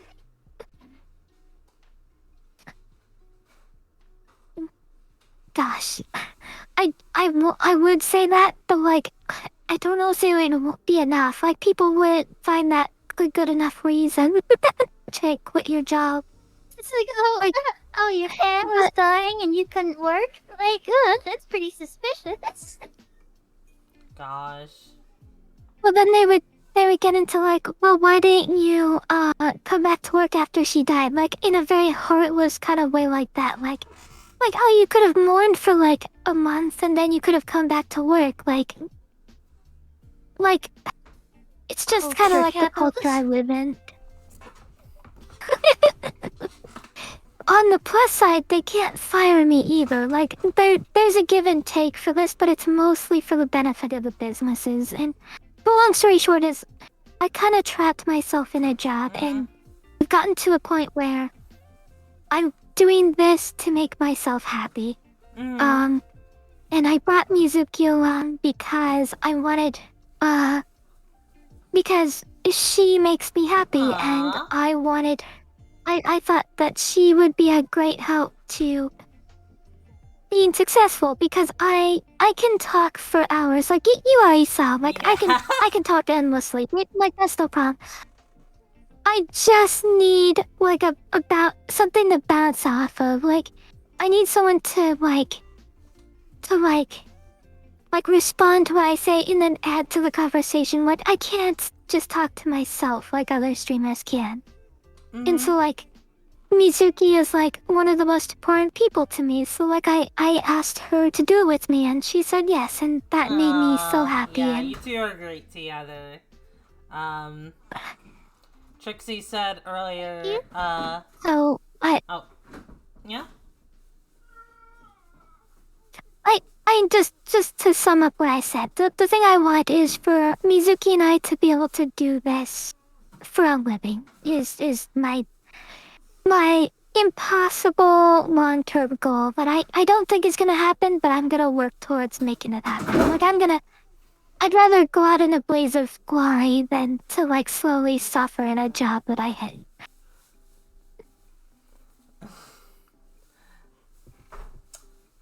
I'm not sure if you understand what that phrase means.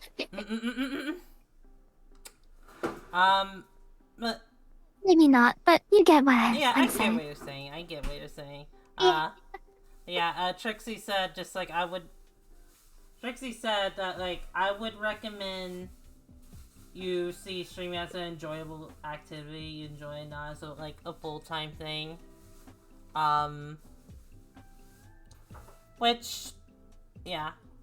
Oh yeah, for sure. Right now, it's just for fun. It's just us having fun, and it like I said, right now, it's just I'm doing it because it makes me happy.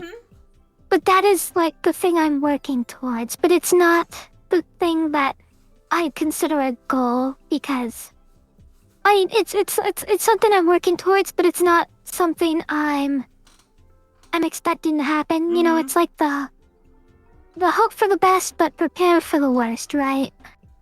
Right, yeah, I get, yeah. It makes sense to me.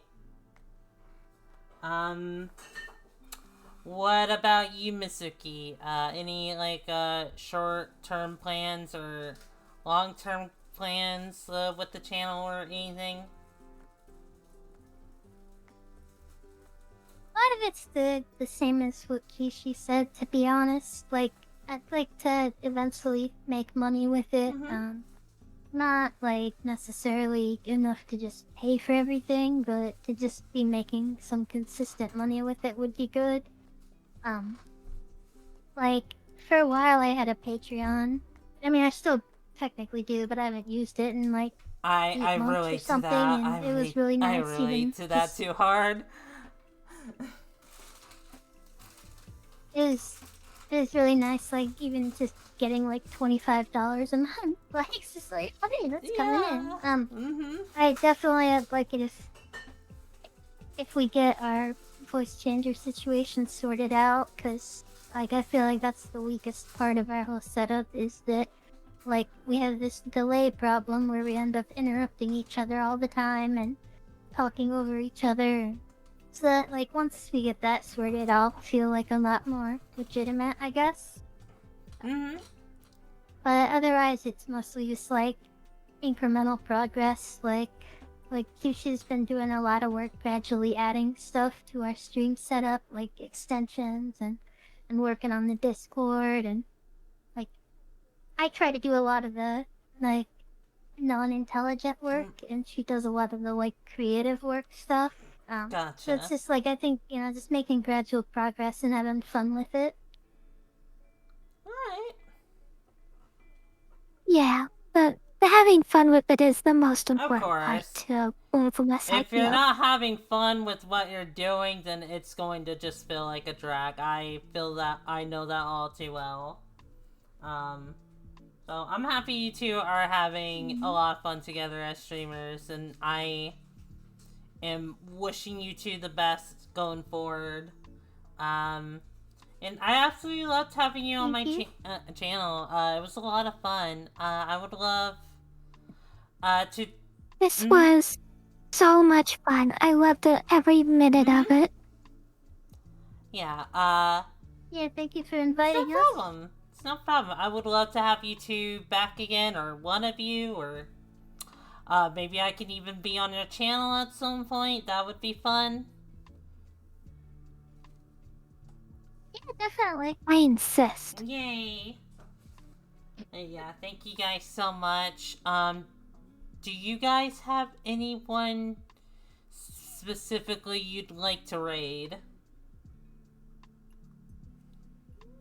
We always like to raid people who don't have very many viewers. At least I do.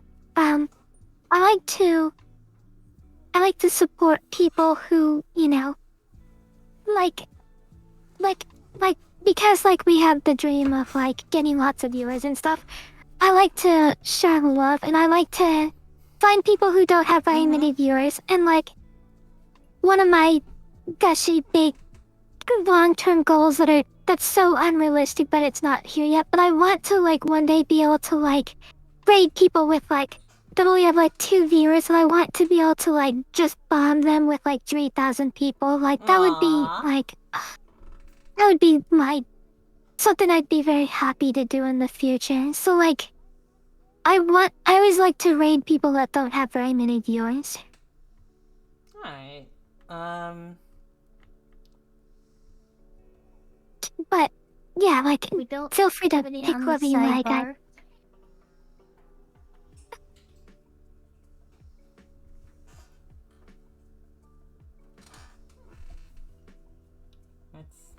Hi, June. Yeah, like that's one of those long-term goals that I have, is if I could finally get like 3,000 viewers or something like that, and then I could just like there's just like a cute little VTuber that has only like 12 viewers, and by like they're doing their best, and like suddenly kaboom, I just drop a 3,000 raid on them, and then like everyone's like showing that person love and support, and like I would love that so much. That would make me feel so great.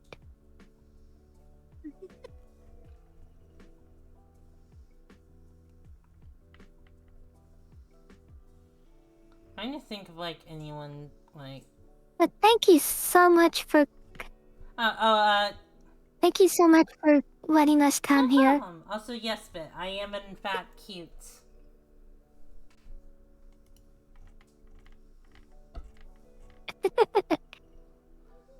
You redeemed the cute! Kawaii! Let's see, does anyone have any, like, small, like, channels they would like to recommend that's, like, going on right now? If you don't, I found a girl named Peach Sune who vibrated before. Right now she only has 14 viewers. This is how you spell her channel, but if you have someone else in mind, like, feel free, but this is, if you have no one else, here's my recommendation. Alright, let's go look at them.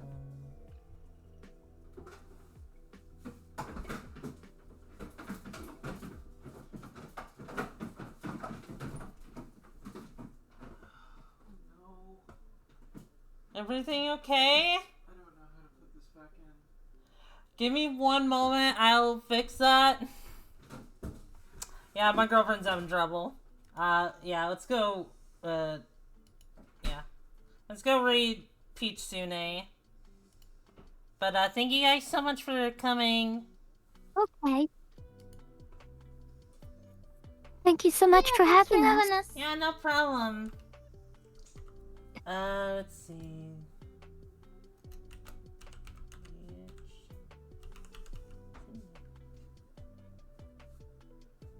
Think I spelled that right?